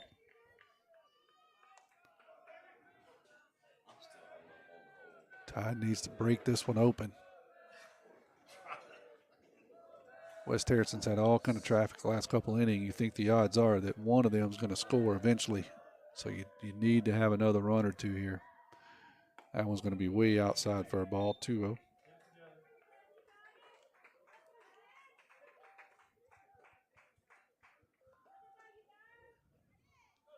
Couple guys listening in. Hey, Danky and Eli Oder. Josh and Tori Neese. Look at those names. Man, I feel proud you guys are listening here. Here's a 2-0 count. That one's going to be down low for ball, 3-0. He is going to steal third and be safe. That ball was kicked off of the catcher. It was in the dirt, 3-0. And so Helton is wisely tries to get third, and he does. So I was kind of looking down at my phone because it was blowing up with some text, and I didn't see Helton take off. I didn't think the ball kicked far enough away from the catcher, but it was a slide under the tag at third. King does not go to second, so now you got runners at first and third. 3-0 count, 2 outs. That one's going to be down low, so now the bases are loaded. Now the bases are loaded. That's going to draw a visit from the West Harrison coach. As he does that, we're going to step aside for just a minute. You're still listening to Maroon Tide Baseball on WRJW. Nobody protects you from mayhem like Allstate. I'm a lost bee that found my way into your car. And now that I'm in here, good luck getting me out. I think it's gone. Wait, no, it's in my hair. And if you don't have the right auto insurance coverage, well, this could be quite a sticky situation. So get Allstate. Jason Pygott has offices in Picayune. Make sure you have the right coverage. Give the Pygott Agency a call today. 601-798-7005. Subject to terms, conditions, and availability. Allstate Fire and Casualty Insurance Company and affiliates, Northbrook, Illinois. Landon Watts is going to step in now with the bases full of Tidesmen in the top of the 9th. 2 outs. Tide looking to blow this one open and gets a couple of runs here. That first pitch to Watts is going to be outside for a ball. 1-0. West Harrison had a lot of traffic the last couple innings. As I said, you just got to feel that one of them's going to break loose. Tide have struggled to get a little offense, but now they've got it loaded, but 2 outs. That one's going to stay low, 2-0 to Watts. Watts has had a couple of big swings tonight. He is 2 for 3 on the night and driven in a run. Maroon Tide pitcher now, starting catcher, now the pitcher, really could help himself here. See if he can drive in a run or 2 or 3 or 6. That one's going to be called for a strike 1 on the inside part of the plate. So 2-1 now to Landon. Lumpkin's at first, King's at second, Parker Helton's at third. 2 outs. That one's going to be outside, 3-1 to the catcher. I'm sorry, to the pitcher. I have him as a catcher in my mind, and I can't get it past. He is now pitching.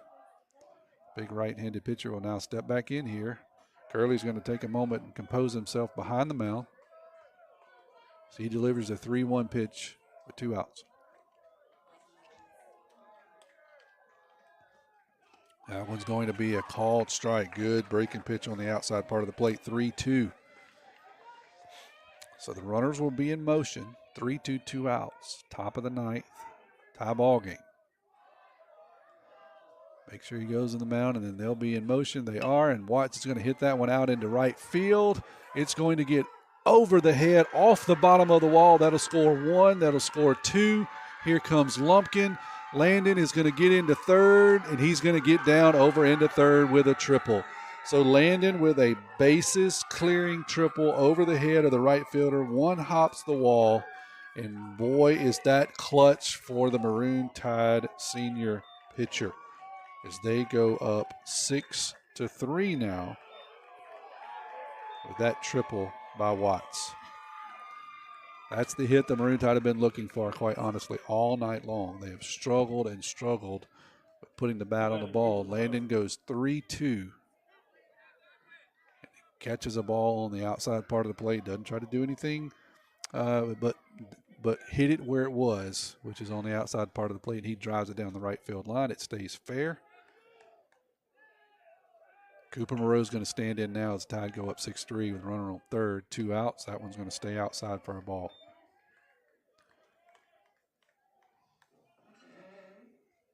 So big hit there by Watts. That's what the Tide have been missing all night long, just not very much offense at all, quite honestly. That one's going to be hit hard by Cooper, and that ball's got a chance to get out of here, even in the wind. It's going to be off the bottom of the wall. I think outside of the wind, that ball would have got out of here as Cooper hit every bit of it, but it gets up in the jet stream and hits off the bottom of the wall. So a triple and then a double by Cooper. He'll drive in the 7th run.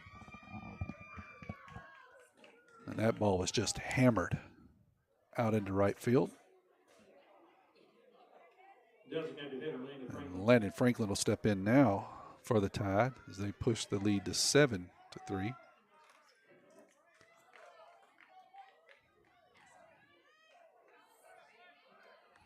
Curley still on the mound. Maybe a little bit surprising for West Harrison.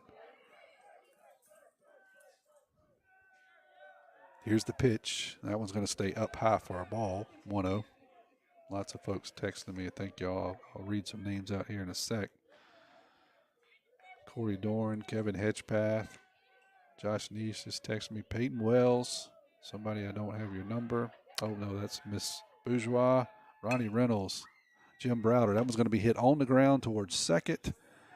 And the second baseman's going to pick it up, kick it over to first. So the inning will expire for the Tide, but not before they push across 4 runs and they take a 7-3 lead heading into the bottom of the 9th. It's been a nail biter the last few innings. It was pretty quiet and pretty mundane for the first 6 or 7, but it's been a ball game the last few. Let's see what happens as we head into the bottom of the 9th.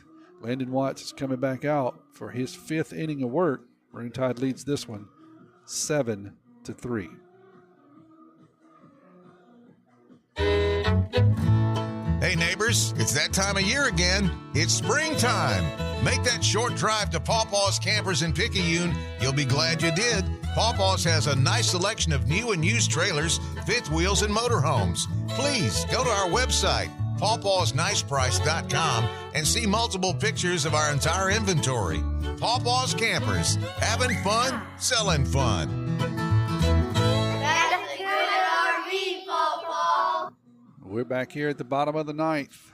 Got a lot of other folks that were texting in. Thank you guys. Jake Smith, as I think I said, Jim Browder, Ronnie Reynolds, Eli Oder, Jerry Grubbs. Thank you guys for listening and texting in. Shane and Tanya are listening in, so appreciate you guys. You've hopefully you've enjoyed the last few innings. It was a little quiet to start with, but we head to the bottom of the ninth. Tide got a 7-3 lead. Center fielder Jordan Stapleton's going to lead off for the Tide. First pitch of every inning is brought to you by your hometown bank, FMB Picayune. Here's the first pitch from Watts. Going to be fouled off. That foul ball brought to you by Dixieland Auto Sales. For the strike one.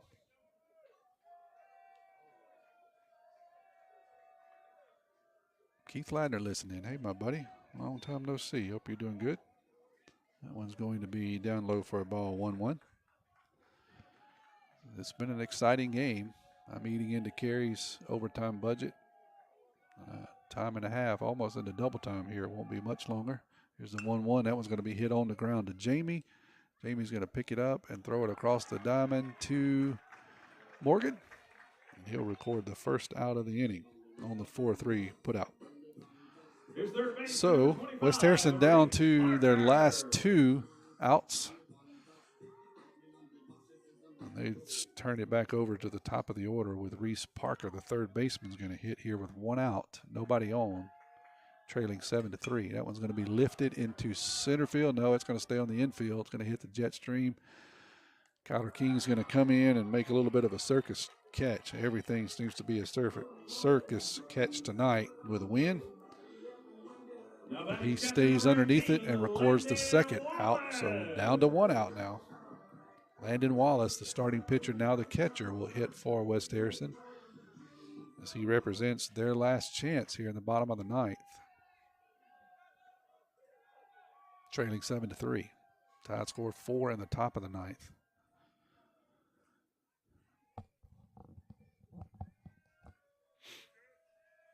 Watts is still pitching here for the Tide, and that pitch is going to be in there for a strike, called strike one to land from Landon to Landon.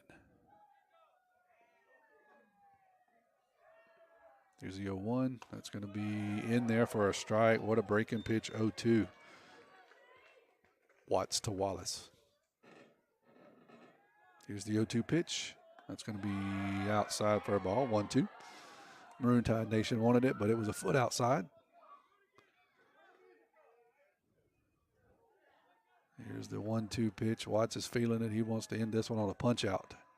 And that one's up high, 2-2. Sometimes you overthrow it when you want to end it, so just settle in here, Watts, and don't overthrow. Let's get out of here. Here's the 2-2. Breaking pitch, swing, and a miss. There it is. So the Tide comes back. And after an exciting last few innings, they're going to go ahead and win this one 7-3. I'll take just a minute to add up my stats, and we'll be back to wrap this one up here at West Harrison Field. You're listening to Maroon Tide Baseball on WRJW. Physical therapy has evolved into specialized care for patients suffering from Parkinson's disease. Dr. Jamison Dodd with Dodd Therapy Center in Picayune is LSVT Big certified for treatment of Parkinson's disease.